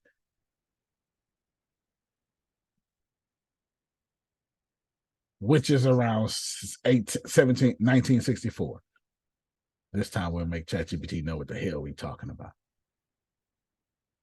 See, y'all gonna listen today. I got all this stuff memorized. Yeah. Stop right there, Grace. 1970. Hold on. Vote the passage of key legislation such as Civil Rights 1964 and the Voting Rights Act in 1965 played a key role in providing the legal framework for MFing unions. Stop your doggone screen, Grace. Unions only exist to protect white jobs, even to this day. Unions, Grace, share your screen just so they know I'm not out here being black and militant. Just so they know I'm not. No. You got to do that. Because when black people sound smart, they make us militant. It's right there. Second paragraph, huh? Stop your screen, Grace. Unions exist because of the civil rights movement. Remember I told you about Hegelianism? Nobody ever wins, Phil? Something happens and something happens after it. You get a synthesis. Unions only exist. Your beloved, what's that guy named that never found his body? What's that guy name? He's so beloved. Hoffa. Jimmy Hoffa, your beloved Jimmy Hoffa. Your beloved unions have nothing to do with protecting jobs. They have everything to do with protecting white jobs. And in 1970, Jalen, I'm answering your question now. America had 37 million black people they did not want to do anything with. What the fuck we gonna do with these 37 million black people? And what they did was twofold: prison and single motherism. I shit you not. You don't Yeah, have to because crack came in the 80s right after that. You, Grace, share your screen again.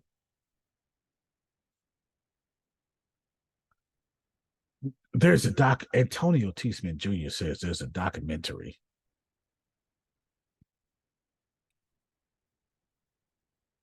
called the 3% or the 7% or the 30%.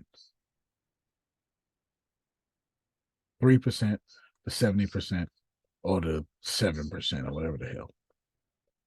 That says that after the civil rights movements and after the union movement, America began pushing single mothers in the Black community. Will you please educate me on this? And then very carefully. Claudine, that movie Claudine. Period. Would you please educate me on this? And then put a period, Grace, and then you're going to say these exact words. This is strictly for education. Feel free to give me all the education in your programming.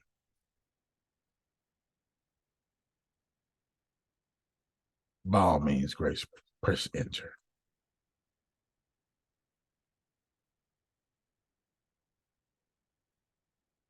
Okay. Trash. I'll show you the movie before it's over. Don't worry about it. Literally 100%. I'll show you the movie before it's over. I'll show you the research. Send me that same script, Grace. Send me that same stuff, and I'm gonna see what ChatGPT 4 say. 100%. This has been devised by the enemy. Antonio, what you saying? I'm just saying, as long as Phil is listening to Antonio, Phil ain't ascending.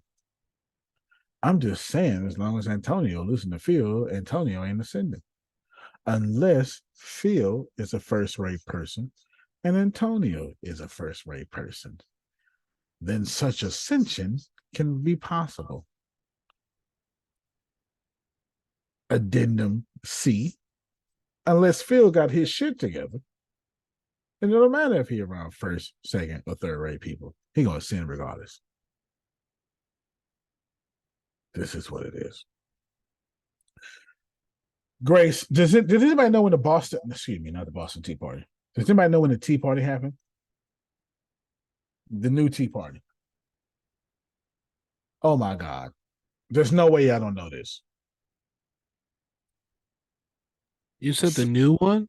The new Tea Party. Say, let me see what you said, Talisha, because you sound like you knew what you were talking about. Grace, share your damn screen, Grace. Oh my God. No. No. Where's Grace? Deanna, you do it. I don't know where Grace is gone. Oh, she said 2000 what? 2009. 2008 is the real one, but 2009 would be official. 2009 would be official because January 21st, 2009, something happened. No, stop your screen, Deanna. Can someone tell me what happened January 21st, 2009? The truth is it's 2008. The truth is it's November 5th, 2008 is the truth. Obama was on. You got doggone right. November 5th, 2008, Barack Hussein Obama was elected the president of the United States. And January 21st, 2009, the Tea Party started. No different than the civil rights movement started unions. Your limited perception says Antonio and Phil ain't supposed to be friends. Antonio and Tanya ain't supposed to be friends. That's your limited perception. Your God perception says Tanya is going to do more for this company than Antonio ever could. Not because she's white, because she's heart. And she's divinely connected to Antonio. Y'all gonna hear me on this day. Y'all gonna hear me on this day. Tanya asked me 16 questions yesterday. I was like, that one. Shit, I don't know. Send me both because you clearly know more than me. I ain't gonna lie to you. Shit, it is what it is. Tanya is out here right now trying to get y'all health benefits. And gonna ask me, should employees pay for it? Or should we pay for it? Fuck, I don't know, Tanya. Shit. I don't know. We're gonna do whatever the fuck keep the company alive. It's coming out of FICA or it's coming out of us. Either way, if they want these insurances, they're gonna hit the check or they're gonna hit no. I don't know. Talisha, I don't know. Tanya know, but I don't know. Tanya said, well, I need some questions. You better go to Deanna. Tanya, unmute your mic. No. Please, unmute your mic and let them know that I literally told you go to Deanna. He did. Okay, so just so we're clear, Tanya is asking administrative high-level questions to someone who hates the letter A-D-M-I-N-N. He said, go ask so-and-so, go ask this person, go ask that person. Don't ask me. Don't ask me. I don't know nothing about no admin. Phil and Susan, no one knows about no admin. As soon as you send me a message, if you send me a message and it's over 140 characters, I send it to Grace. What Grace? I wish Grace was here. I wish Grace was here. I have a favorite phrase. I send it to Grace or Deanna. I say the same thing every time. I say, tweet this to me. That means put this in 140 characters. I don't know what the hell they just said. This shit too long. Every time. Can I add something? I know we're not on that time, but I No. This is it. This is it. I'm on subject. I wanted to it was Tony? Pastor, yeah, it is Tony. No. The lady you were just talking about. Tanya. Tony, but with an A at the end. So Tanya, I wanted to ask God dog it. Hold on, Talisha. This is why we need ChatGPT for. God dog it. This is why we need ChatGPT for, because I knew goddamn what the fuck I was talking about. It's right here. The documentary Antonio T. I just had Grace send me the same, like literally. Antonio T. Smith, I had her send it to me. The documentary Antonio's talking about is the 3%, 70%, or the 7%, though the exact title is unclear. It's a documentary that says during the civil rights movement and the union movement, while I can't comment specifically, these are all the things that documentary said. It's called the 3%. I kid you not. I just want y'all to know ChatGPT got this database. Y'all just don't pay for ChatGPT 4 like I do. Keep going, Talisha. I just wanted to ask Tanya, whenever you do the health benefits, could y'all make sure that the health benefit that anyone gets, that they're able to use it no matter what state and what country they're in? And the reason why I'm saying that is because I had a person drive with me yesterday. She needed me to take her to urgent care. And she was just like, Stop right there, Talisha. Stop right there. Tanya, do me a favor. Tell everybody on your list I told you to contact. Yep. That you told me to contact? Yeah, I told you there's 3 people. I said it. Grace, Deanna, and hang on 1 second.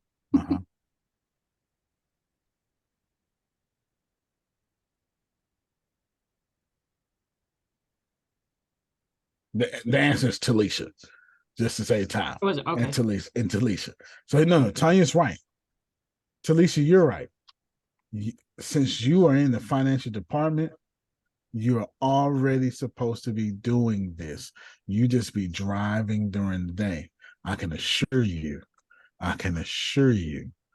that you are on the list. I can assure you. You know why you're on the list? Because I don't want to be on it. Let's just keep it real. I don't want to be on the list. and you are over finances. You're the number one person over finances, but Ina and Deanna. And then now that Tanya's saying, oh my God, I got a bunch of EINTIN questions. You better ask Deanna. Because it's going to take me way too long to give you these informations. Talisha, you're already in the number. You've already been set forward. The only reason you haven't been contacted because I told her to contact Deanna because Ina did not have power because whatever she has in France is messed up. And you were driving, which left Deanna. And I told Tanya, but she need 2 hours because she's driving too. Literally. Yes, he did. Literally. Tanya, didn't you send out a survey? Yes, I did. Okay, because I responded to it. I'm To like, our who's emails, Tanya? right? Yes. Tanya asked me at I don't think I got 9 this morning, can she send out a survey? I said, girl, you better send out that survey. Survey. Okay, so wait a minute. The Wait a survey minute. is in your density 6 emails. It's only Yeah, I need the survey still. we are a big company. We're not Googling your Hillary Clinton literally did not win the presidential election because Trump said lock her up. What on earth would make you think that I'm going to email your Gmail? Why would you think I'm going to put my billion-dollar company in Google's hands? Y'all have emails. I do have another question, Antonio. Go ahead. With You got this your question. okay, reason being, because when I'm driving, there's other people in the car, and some of these people are business 15, people. 20 minutes over. Some of these people are business people. Are you okay with them listening into these Absolutely. conversations? Okay. Absolutely. There are some risks that I'm willing to take. And when one of my employees is driving Uber or Lyft, and I have not provided for them to not drive Uber or Lyft, I'm willing to take that risk. I literally had that conversation this morning. You just was driving Uber or Lyft. Let me explain this to you real quick, and then Jalen, you got it. Kick my mic up. Hear me very well. Until I provide for Talisha and Tanya and everybody else, I ain't got no complaints. I'm gonna say it again. I know your NDA say blank, Talisha. You want to be rich or you want to follow your NDA? You're going to follow your NDA, but I respect and I honor that I have not provided for you to get you out that car. If that don't make sense, let's just borrow from Jacob's mother, who told Jacob, go to your father. Excuse me. Go to your father and tell your father, Esau, Jerome, get it. That ought to be your blessing. I know you're the second born. That should be your blessing. He done sold his birthright. Go to your father. He blind. Put on this extra fur. Call it hair because Esau's hairy. I kid you not. This is it. I'm so not. Jerome, am I in the text, man? If you don't mind, if you can you all of it. You all up in it, dog. You all up in it. Man, glue this to you, son. Glue this to you. And then this man, mama said, no, Jacob said, but no, mama, that ain't right. And Jacob's mom said, let the curse fall on me. That was that Rachel or Leah, Grace? Let me check. Let me check your Bible study skills. Oh, that was hold on. That's Rachel. You're right. Rachel. You got it right. Rachel said, let the curse fall on me. Talisha, go in your car. If something happened, let the curse fall on me. Am I going to tell you like it's like this forever, Phil? No. But God dog it, I'm running a startup. And there are some grace leadership things, and I'm willing to get jacked up. I'm perfectly okay with Talisha telling some dude or some chick in the car our business secrets because they listening to me. Versus Talisha never being connected to this business. Will that Just happen 6 months from FYI. now? Absolutely not. Does it need to happen for the next 6 months? Talisha is queen. Go ahead, Talisha. No, I just want to let y'all all know they be listening to all y'all And they stories, should be. and some of the stuff they be agreeing with y'all, and they get to a heart moment. They get a heart to heart, and they be telling me about it. So I'm just letting y'all know they are listening. Y'all are First of definitely feeling all, people in the car. Phil and Susan know. I think everybody should be listening to me. You know how great I am? Everybody should be listening to me. Hell, if you got a menstrual cycle, you and your menstrual cycle ought to be listening to me. Aliens on Pluto ought to be listening to me. Isn't that too much information? No, not really. Not really. Okay, go ahead, Jalen. Say whatever you want, though. Even if you don't remember what you was gonna say earlier. Say whatever you want. It was just so much. It's like I didn't It's a bunch. like build It's up. Monique. I guess let's just kind of go with this one because it's the bulk of it. Okay. Since you said that men weren't supposed to be the providers and Jesus are, right? What I said was Trinace and her sugar argument, because she's sugar. Sugar as in sugar what? Trinace say, baby, I'm sugar. I'm a Scorpio. I am sugar. Oh, I thought you meant like she a little You touch sugar me, baby I and am so. sweet. I act sweet and I taste sweet. It's what Trinace say, boo. 3 snaps and a circle. Do you understand? Oh, Trinace say, Lord. you get this, you just ascended to heaven. You understand? This is why I don't give it away. It's what Trinace. Trinace, have I spoken against you in a manner in which you don't agree with anything I just said? Oh no. Oh no. Do you want me to say it the way that I originally said it? Go and say it the way you originally said it, Trinace, just so they can know. The way that I originally say it, I am too good to give away. My ooey gooey goodness, it doesn't matter what you get, what you pay for, what you buy is not enough to pay for it. That's Scorpio talk right there. You hear me? That's Scorpio talk. And all Hey, it's okay. I Scorpios got me a talk that way. Scorpio right now. It's all Oh, good. God bless you. You understand? You are blessed. You are blessed. And when is your birthday? Mine? Yeah. February 22nd. I'm a Pisces. Okay, you're a Pisces. You ain't no Cancer, so don't worry about it. That's okay. That's okay though. That's okay though. Scorpios can work with anybody. Don't worry about it. They can work with anybody. They go hate gang. But keep going. Everybody though. needs some water though. You know what I'm saying? Yeah, I get you. Nah, but you said February 22nd? Yep. Okay, I remember that. That's I George remember Washington's everybody's birthday as well. I'm very good at remembering my people's birthdays. I'm very good at that.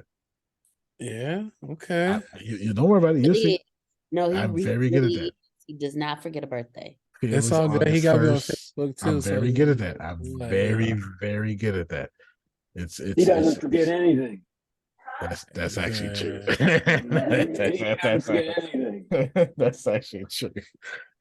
Keep going, my man.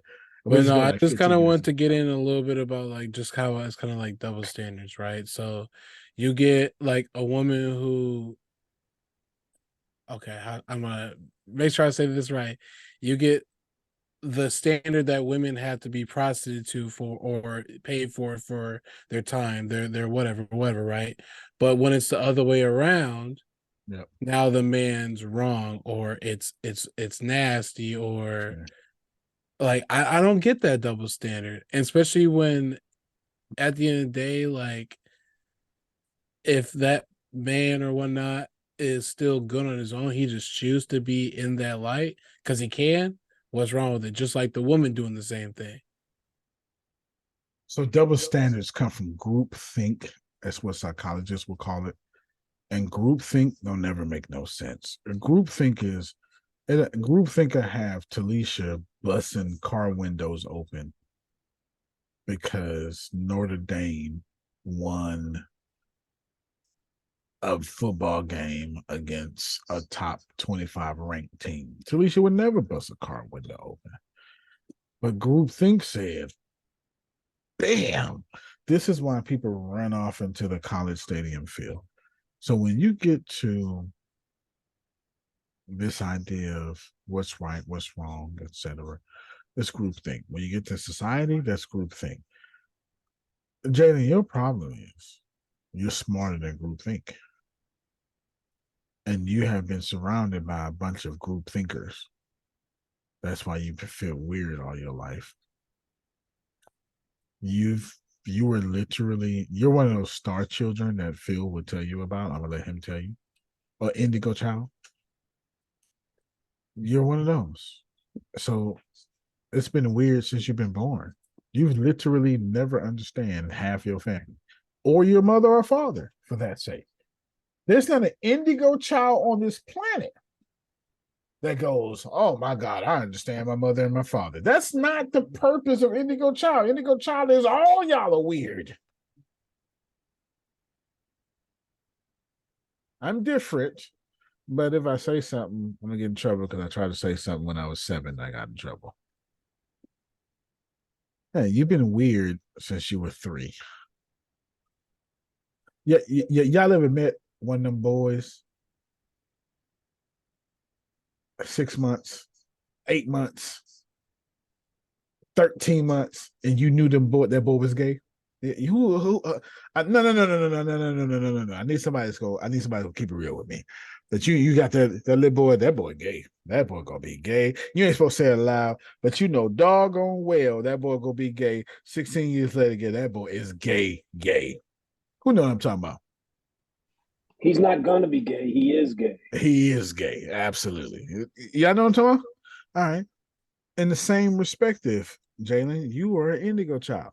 We saw it at 3 years old. The problem is we don't try to knock, the same way we try to knock the gay out of kids is the same way we try to knock the free thinking out of kids. We say things like stay in a child's place. You being disrespectful. Orders come from the top down, not the bottom up. Come on, John Calloway, add some value right here, my man. That's how I was raised. My grandmother always told a child should be seen and not heard. Come on, man. She always taught me that. She said, when grown folks are talking, you stand there and you wait. When they stop, state your business and then go on about your business. I was always taught that ever since I was a kid.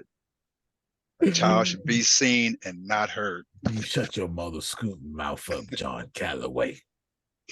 John. See, I got that a little bit of that, but I also got a little bit of, baby, you're a star. When you speak with I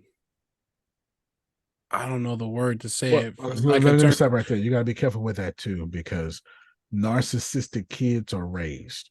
Because when I want Jalen to be a star, it's because it benefits me, his father.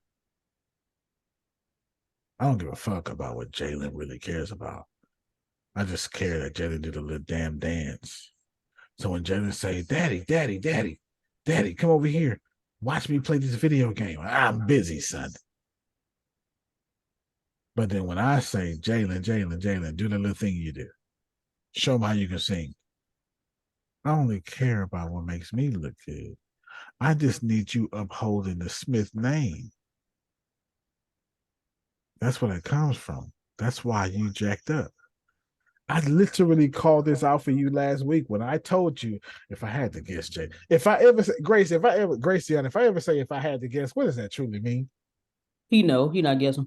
I'm not guessing. It's just what makes y'all feel better. If I had to guess, it means, let me tell you about yourself, player. This is what this means. This is what this means. When I told you if I had to guess, you was raised by a strong woman. I literally told you that. And you was like, yep. I know. Okay, so let me help you out. I'm finna get so much trouble for this. Your mother is a narcissist. I don't know if she's still alive. Everything I know about you, she's a flaming narcissist. That's why you looked to your grandmother for balance. I do this all day. I spent a lot of most of my time with them though too, because like both my parents, like when they finally got right, they just worked a lot, storm hours, all that. So I was always with my grandparents. The mere fact that you just said when my parents finally got right tells you they had a I don't need to get right for my child phase. No, we were just struggling at first when we come from South Texas. You know, you're like the Valley and whatnot. It ain't Chicago, you know. And then Right. he got this little job, whatever, and here we are. For those of you who don't know what the Valley is in South Texas, that's 3, 2, 4, 6 hours away from Mexico. That sounds like a long way. We 30 minutes. No, we 30 minutes. 30 minutes. So right from okay. Nuevo Progreso. Okay. So just so we're clear, Texas is so big that it takes 17 hours from Amarillo to get to Mexico. That's how big Texas is. That's how big Texas is. Okay. But I'm trying to help Jalen with I'm trying to free Jalen. And I'm watching the clock too, because I really want to end at 8:15. I'm trying to free Jalen. But I'm trying to free all y'all hiding behind Jalen. Jalen's mother and father really did not do a good job raising him. I don't care if you think I'm being offensive. Let me help you out. It wasn't a fucking job to do a good job raising him. And let me help everybody here. Stop making your parents responsible for raising you. Their job was to birth you, nothing else. And the moment you stop holding your parents accountable for rearing you up properly, is the moment you can take back your life. Your parents' job was not to rear your ass up properly. It was not to abort you. See? You don't like that. But I'm gonna keep it real with you, Otis. Antonio, don't forget about God's wife. Okay, God dog it. Shame on you, Jerome, for bringing that. I gotta look out. Hey, I gotta look out for the kids. Okay. Thank you, Uncle Rose. Thank you. I'll end with that. Yes, let's get on that. I'll end with that. I will be 28. I am not no kid. Okay, so I'm telling you, at 27 years old, I'm telling you right now, your parents don't owe you a motherfucking thing. No. Everybody hear me. Talisha should be like, they don't owe you shit. My mama was a piece of shit. No disrespect to her or her grave. My mama was an absolute piece of shit. She died being a piece of shit. But she sure fucking loved me for 56 days after she got out of her ego while being a piece of shit. My mother's job was never to stop being a piece of shit. And Phil is going to understand what I'm saying. Her job was to ascend past being a piece of shit. And she never did that. She will come back another lifetime and figure that out. And I helped make it easier. And Monique helped it make it easier. And Ada and Ashton and Aaron helped make it easier. And she is currently being counseled by the great there is that is love. And she is going to remember, even though she has to come back into the veil of forgiveness, but in her heart of hearts, she will ascend to karmic relationships that make her ascend past being a piece of shit. Y'all not giving your parents enough credit for the fact that before you were ever born, Jalen, they got karmic responsibilities that they got to pay for, and your motherfucking ass was part of it. No, I'm already knowing. And that's what's crazy to say about it, because for me, right, my dad had 3 kids before me with another woman, right? And so it was either y'all get divorced or y'all have me. And so I've always had that stigma of, am I even supposed to be here? But that's why I use that to my advantage, because I'm here for a reason. You're gonna see me now. And your job, and I hear you loud and clear, and I'm so grateful that you passed that part. Your job is not to pick your fucking mother when you're dating. That's what you came here to ascend past. If y'all not hearing me, if you don't like my cuss words, notice I ain't cuss all day into this part right here, because people need to hear shit as what it is. Jalen has come to this planet partially, I don't know his full purpose, but partially is to ascend past not loving himself. No, it is clear that he has come here to love himself. Past what his parents have did to him. They are trash. I mean, no disrespect, but even if he get mad, I'm still gonna say what I'm gonna say. I just called my mother, who I'm grieving right now. She died November 13th, and 2 days ago, she lost her ability to swallow. And I've been dealing with that. I ain't said nothing, but everybody in the house, we know what's up. My mom was trash. But for the last 56 days, she was holy trash, golden trash, God trash, Jehovah Jireh trash. Can I say something real quick You that sure was can. random that we were talking about? I don't know if it was earlier in this or earlier, but it was a fact of our grandparents, right? And when I look back, I saw this little meme or whatnot on Instagram or just on social media, but it was like he basically was like, "Boy, don't hug me. I'm a gangster. You don't hug your grandfather," and all this different type of stuff. And it's that type of mental, because when I think back, I loved my grandfather, but it was never "I love you." It was never "give me a hug." It was right. always a handshake, and I'm a gangster. That's why when you date Dion, you can't express your damn feelings because your grandpa didn't do so. And the male figure in your life didn't express his feelings. That's why when Dion say, "Talk to me," you can't fucking talk to her. This is exactly why. So I need to end this. I'm looking at the clock. I'm trying to end in 3 minutes, but it's probably going to be like 5 minutes because Jalen My keeps chest hurts. bringing. It should hurt. Let me help y'all out. Susan's mother just died like 4 years ago. Susan's mother did the best she can with what the fuck she had. Susan obviously loves that, but if Susan did not, that's Susan's fault. Because all her mother can do was the best she can with what she had. So y'all, you gonna hear me today. Now, whether you receive me today, Otis, that's a difference. I didn't actually receive me. I said, hear me. Tony, you just didn't say, Antonio, mouth is moving. That's all you need to do. This is all you need to do. His mouth is moving. Whether you receive me, that's a different story. But however Otis loves his wife, it was the best to his ability in this lifetime. And his wife does not get to complain about that now or ever. However, she will complain about that. And Otis has to listen to said complaints. I'll push you further. My father is in prison right now, 22 years. My father was a colossal piece of shit since the day that I can remember. Antonio, you can't call him a piece of shit. My mother and my father were colossal, liquid pieces of shit. You know, y'all ever had that bad day when you got to use the whole roll of toilet paper?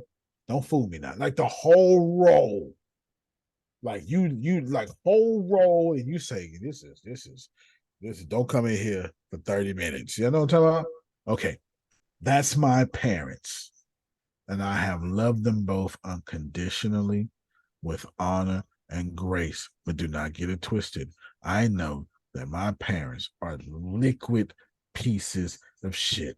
Literally, Jerome. Not even, I don't mean, when it splash and it bounce up and hit you, that's my parents. Absolutely never did anything right by me.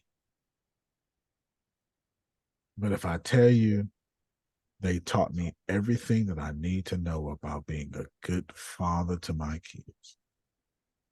When me and Monique first got together, we was walking through the mall of, what's the name of that damn mall in Texas City? We was walking the Mall of Mainland. Mall of Mainland. Mall of Mainland. Texas We was walking the Mall of Mainland. Monique was like, it's Mother's Day. I was like, fuck Mother's Day. X. Come on, this is 100% true. Come on, right here. It took him a while to celebrate Mother's Day. Fuck Mother's Day. I'm not gonna do that shit. I was making her pay taxes of what my mother did to me. And she was like, damn, I ain't your mom. And I was like, hold on. That's a good ass point. So the good thing about me is I accept things instantly. And she was pregnant and we were celebrating Mother's Day.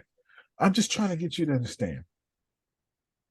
Now, my parents jacked me so much. They jacked me up so much, Damali, that a pregnant woman holding Aiden, who was the oldest. I was like, fuck Mother's Day.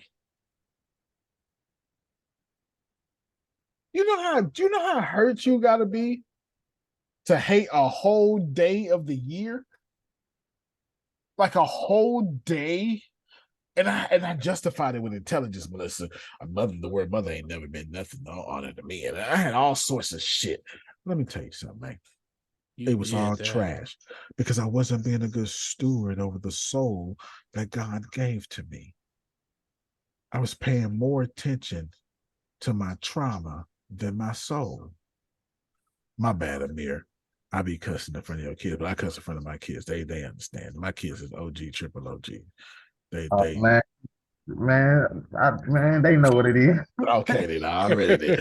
They learned this on the school bus. It's all good. My kid, like my kids understand fully that they daddy went through a lot, and they daddy is crazy as hell.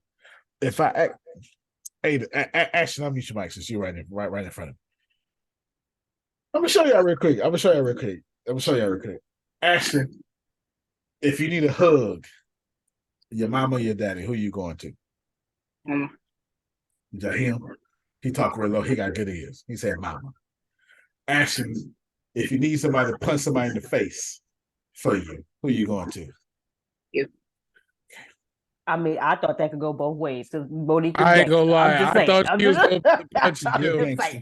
She is gangster. She is gangster. Yeah, I figured it was gonna be a tag team straight up. I understood. Ashton, if you want somebody to cook your favorite meal, who are you going to? Favorite meal. Ashton, if you're hungry and you need somebody to cook for you, real quick, get that done so you can eat. Who are you going to? Mama. Both answers is mama. Ashton, if you need some money, who are you going to? He still said mama. Okay. Ashton, if you need somebody to protect and provide for you and die for you, who is going to be? Both of us. I'm just trying to get you to see. You stop your mic, Ashton. I'm just trying to get you to see. These kids have grown up with their own perception. You really, Talisha, need to go to your daughter and say, what you think of this, baby? Because these kids have grown up with their own perception. He said, both of us die for us. That means we did a good job. I'm just trying to tell you with the last few minutes I got left because I'm 3 minutes over than what I wanted to do. I'm trying to tell you. Answer his question. No, answer what question? We forgot. Oh, Lilith. Okay. So God's wife was Lilith, Ashton. That was Adam's first wife. I'm sorry. Adam's wife was Lilith. There you go. Adam's wife was, I forgot he didn't ask for Adam's wife. Adam's wife was Lilith, but that's not necessarily true in some circumstances, but I'll say Adam. Did God have a wife? There's no sacred text that says God had a wife. However, if you consume that Jesus is God, then Jesus absolutely had a wife. There's more textual evidence that Jesus had a wife than he did not have a wife. That wife was Mary. And Jesus has descendants. There you go. I gotta end y'all with this here. These are my final thoughts. I'm gonna try to take 3 minutes, 4 minutes. Jalen, it don't matter what your parents did. It don't matter what they did not do. Just trust me. You chose this life for them to do that shit to you. So I'll just talk about me. So maybe y'all will understand because Grace is laughing. You know, maybe y'all understand what I'm saying. It's the way you said it. It's the way you said it. So basically, you saying I chose this life for them to be like that because I knew that this is what I needed for me to be stronger and to be to where I want to go. Because in the realm of absolutes, and Enfield would tell you this every chance we get. In the realm of absolutes, before you was a body, you was just a soul. You said, So I asked to be a black sheep. I You did. asked to be the only one different. I asked Indeed. to. And look at me Okay. and Phil. Look at me and Dion. Look at me and Phil. Yeah, we all doing the same thing. You did. You said, how many lifetimes I got? And God was like, well, you got 73. You was like, shit, I'm not gonna do no 73. This is I don't like Earth. Like what's going on over there? Fort density? Well, you far from Fort density. Well, I mean, well, I'll tell you what, then shit. I mean, give me some fucked up parents that speed up this. How many can I speed up? How many lifetimes can I speed up? And God was like, I mean, it depends on how bad you want to go. It's up to you. It's free will. And he was like, well, give me the worst. Let me do all 43 lifetimes in one. All right, then. Well, you're going to get Kathy and Karen. You're going to get Kathy and Thomas. That's what the fuck you got. You got what you asked for. So you can ascend your lifetimes. No different. Antonio was like, you know what? I'm not coming back down to planet Earth no more. And God was like, you sure? Man, I'm sure. Really? I am sure. All right, then. Well, you're going to be homeless. Make me homeless. I don't care. I'll get it. And so I spent the first 15 years, or first 5 to 15 homeless, just so I could be this guy. We choose our parents. We choose our struggle. We choose our birth. And unfortunately, for all of you, you choose the way you go down. Every sacred text says this. No, it ain't. The Bible don't say that. Come here, John chapter 9. Rabbi, why was this man born blind? Was it his parents' sin or his sins? And Jesus says, oh, it was neither. It was for the manifestation, the glory of God to be manifested. Jerome, am I lying, Jerome? Am I lying, Jerome? Am I lying? It's in there. It's John chapter It's in 9. there. It's all up in there. 2 and 3. I kid you not. 1, 2, and 3 say the same thing. Grace timing for 120 seconds. So I just need y'all to get. Talisha ain't shit. And she's also the shit. It's both and. Well, you can't tell me I ain't shit, Antonio. Yes, I can. Because your Bible says you were born in sin, shaped in iniquity. It also says, I knew you before you were born. I formed you. I know the plans I have for you, plans to prosper you. It says both. It does. Am I right? I don't need to be. But I will tell you this. This is how we end. Jalen, I don't care what your parents did to you. Talisha, I don't care what your husband did to you. Who else? Let me look up. Io, I don't care what your family did to you. I'm being like very personal right now. Deanna, I don't care what your mother did to you. Grace, I don't care if your sister was a favorite. Tracy, who is Trinace, I don't care if your mother took away your childhood. I'm literally going, John Calloway, your wife is full of shit. There's no doubt about it. It is what it is. We got the same wife.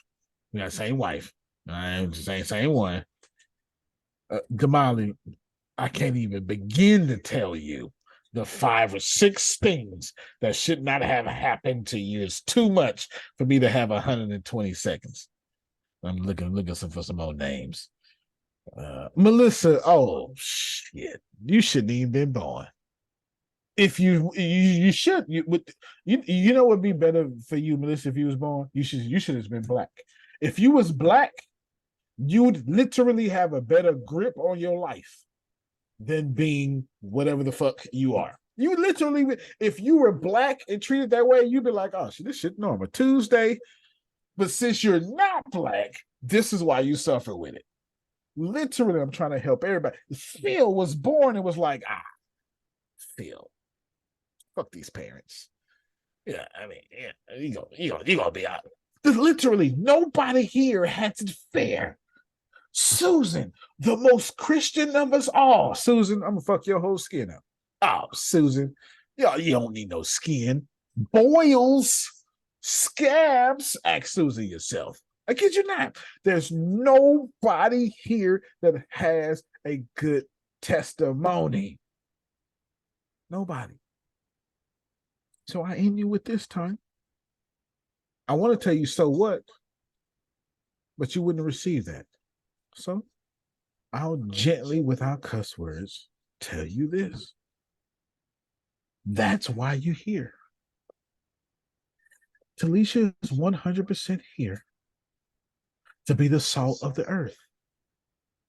Because without that story, I wouldn't take Talisha seriously. I don't give a damn about Jalen unless he was raised by his grandparents. I don't care nothing about Theo and his humor unless he was given up 48 hours later after he was born. I don't give a damn about Trinace unless she was designed to have an attitude with her mama. Literally, your story makes me listen to you. So please, please, please hear me well. You chose this path because you little crazy people out here, you actually think you can, drum roll please, change the world. And crazy folk that think they can change the world, they got jacked up past. Because ain't nobody ever changed the world from comfort. Oh, you're going to hear me. You're going to hear me today. Ain't nobody ever said, God, give me your greatest bounty. Nope. God's greatest bounty is punching Otis in the trachea. Antonio, I want to change. All right, then.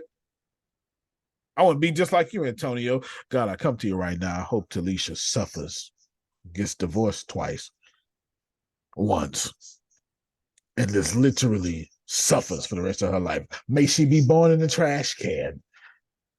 May she have imposter syndrome so tough, she never even think about the degrees on her wall she look at every day. She don't even look at them because she can't even look at these degrees. God, make her lose 121 Brown Street. Monique, is that a real address? Make her lose 121 Brown Street. Why she gonna lose it? Because bitch ass ain't sharing. I'm sorry. Ain't sharing in her evilness caused it to happen. Am I lying? Pay this house for cash. Give it to your uncle who trash. And let your other auntie who trash take away your house. And now that you took away your house, lose the other 4. And that's just the beginning. Oh no, you're gonna struggle. Monique gonna have a child. God, let Talisha have a child in the middle of the Great Recession that nobody even knows the Great Recession going on. Let them sit in the house with no heat in the wintertime. Let them use their cooler as a refrigerator. And let them go to Walgreens and buy hot dogs and little taquitos and have no idea about the concept of mitosis because they're gonna put ice in this cooler and they're gonna literally put taquitos, the hot dogs in there, and then soon as they come back 24 hours later, the shit done swole up because water done seeped through the plastic bag and messed up that stuff. And not just that. Oh, let Aiden, come here, Aiden.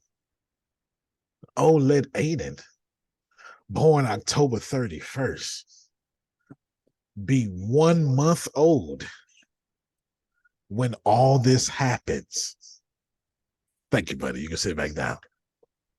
So when Monique and Tony are suffering, oh God, Talisha want to be just like me. Let her, with 32-day-old baby, you can't even warm his milk up.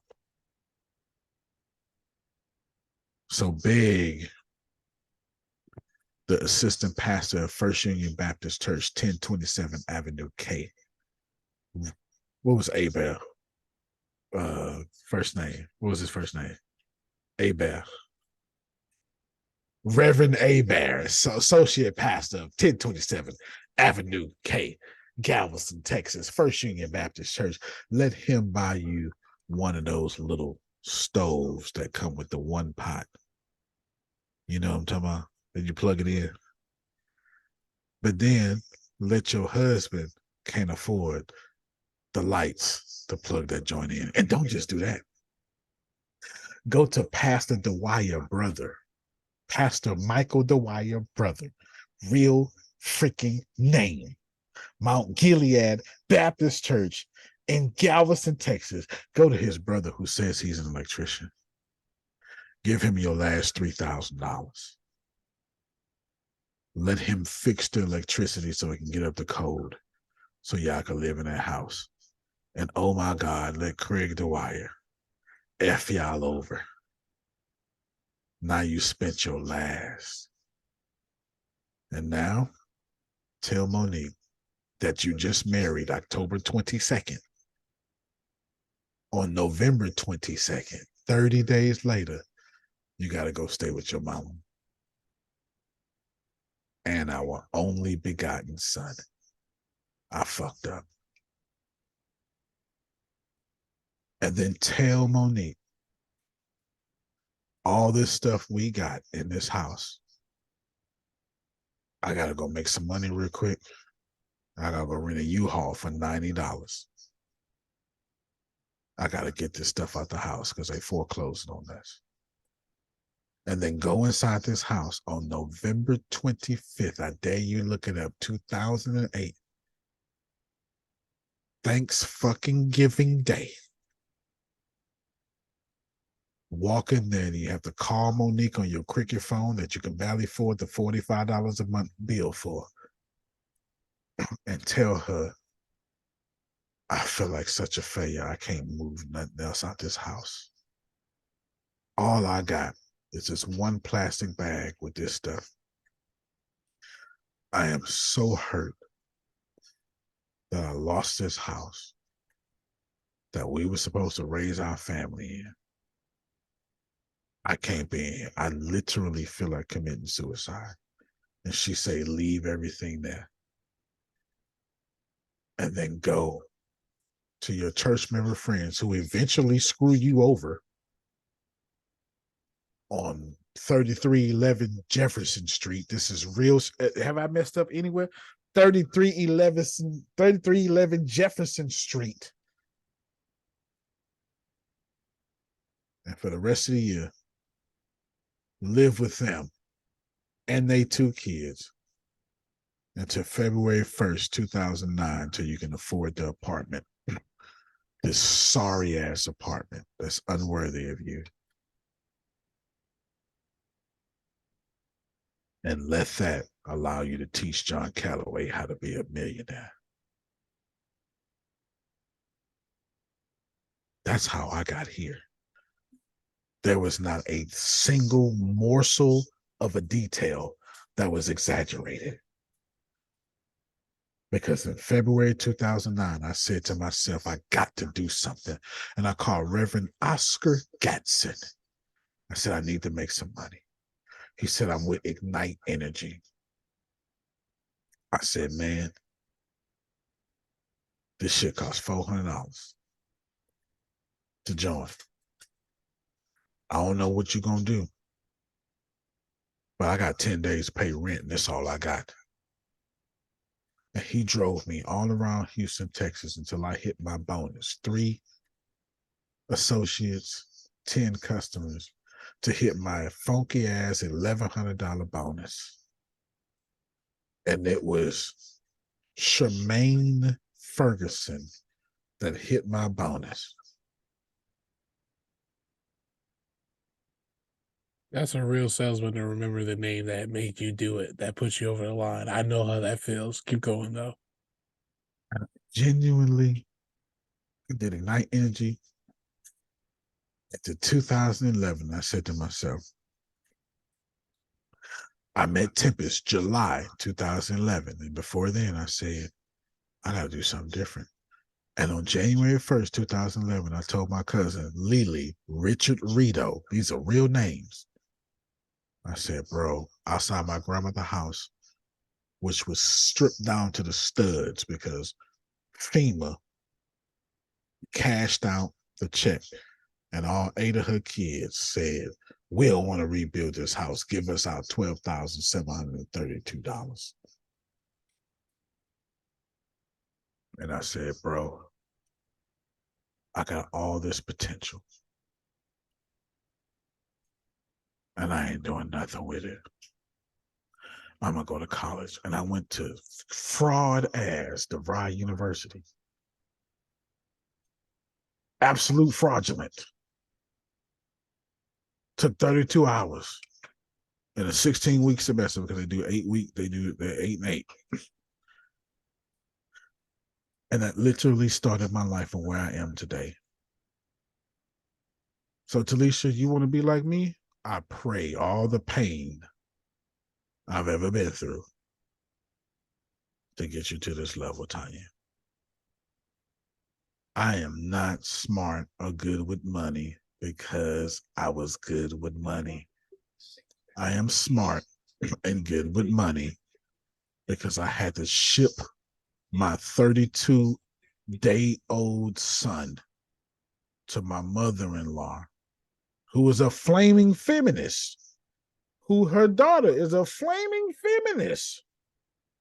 In the name of Jesus, I had to preach while being broke. And in that poverty, Jerome, God called me to preach. And literally, I got $832.57 for my first sermon. And it all went to a house that we tried to save that I lost.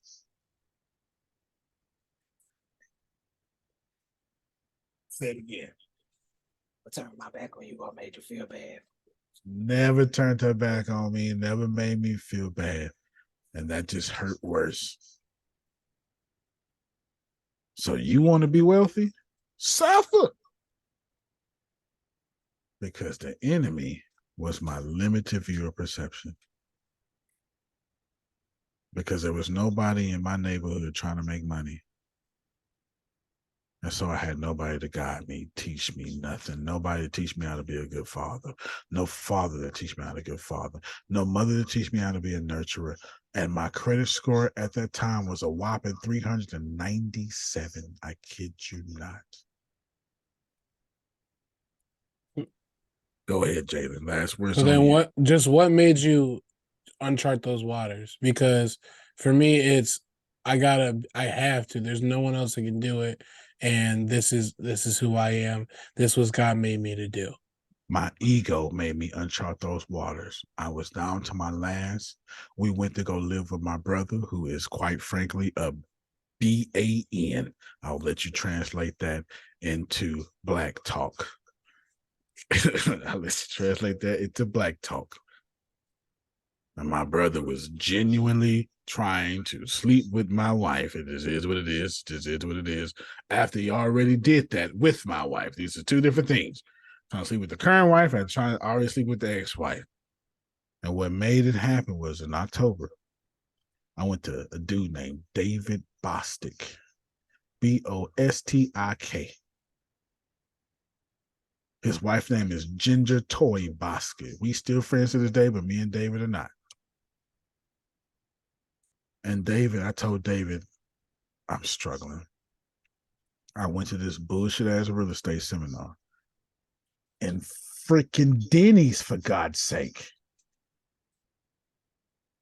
And I said, whatever you tell me to do, I'm going to do. And the only reason I'm here is because you white. And David pissed me the hell off, Phil. David said, I don't believe you.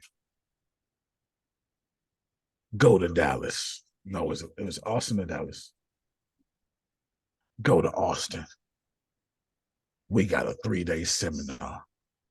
And I went to Monique, who now we at 2101 Evergreen Lane, Lamar, Texas. Sharon Denise Rideau. Dang, the whole government? That's her address. That's my auntie, the matriarch of the family now that my grandmother's dead. And I say, we ain't got no money. But Wells Fargo gonna let me go overdraft if I do it.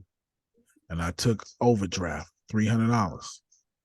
Because back then, that's all the ATM would do, $300. You know, I don't know, they like $600 a day. But back then, 2008, it was just $300. We don't get no more than that. And I drove all the way to Dallas. And I froze my ass off of Mir in the cold in October. Because Dallas, it get colder. It's snow in Dallas. That is not Houston. It snowed inches in that white Christmas in Dallas. And I went to that 3-day seminar. And the reason why I told Grace stay attached to Amir is because what I told David after that dumbass 3-hour seminar, I never learned nothing in, but I did learn from Jeffrey Combs. I told him I work for you for free. I cannot afford this $19,000 real estate thing that y'all charging. But I will bring you every customer for free if you tell me to. And Amir, 2 months ago, told Grace, tell him, Grace, tell him. Amir sent me a text message and say, hey, ask Antonio if I can work for him for free to get his education.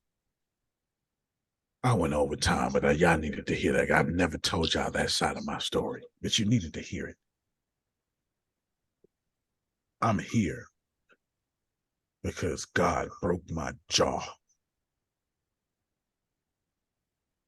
I learned how to be good with money because I was a failure as a man, a failure as a father, and a failure as a husband. And I got this good woman believing in me, and I ain't shit. And as a man, I can repent like Judas, or I can repent like Peter. One of them gonna happen. I'm gonna hang myself, or I'm gonna say, is it our Lord? Am I the problem? That's in the text. Ask Susan, that's in the text. And that's what I did. Don't mean to hold you, didn't mean to go this long, but apparently y'all needed to hear this. And I'm telling you, I won because I wasn't shit. And there was nothing about me good. I was a good man, but I would lead your ass to poverty. Trinace ain't trying to hear me today. I was a good man, but you wasn't going nowhere with me. Not nowhere good. Maybe you sing some good songs in the third Sunday choir, pretending to be in a youth choir with your 42-year-old ass, but you damn sure wouldn't go and past being 42 in a youth choir with me. That's the best I can get. Another man's church and another man's legacy is the best I can offer you. Damali, I'm keeping it real. Melissa, I got here because the enemy was my limited perception. And until I recognized that, Tanya, I couldn't make no money. You can plan better. You can dominate. Thank y'all so much for letting us go 44 minutes over. I hope God give you bad dreams about my story so you can change. Thank you for your service. Happy Veterans Day. Yes, sir. No meeting tomorrow. Thank y'all. Veterans Day tomorrow. I love on each other, and I hope you suffer tonight. Hey, take an extra shot for me. I ain't got nothing in here. Love you, everybody. All right. Love you more. More. All right, y'all. Y'all have a good one.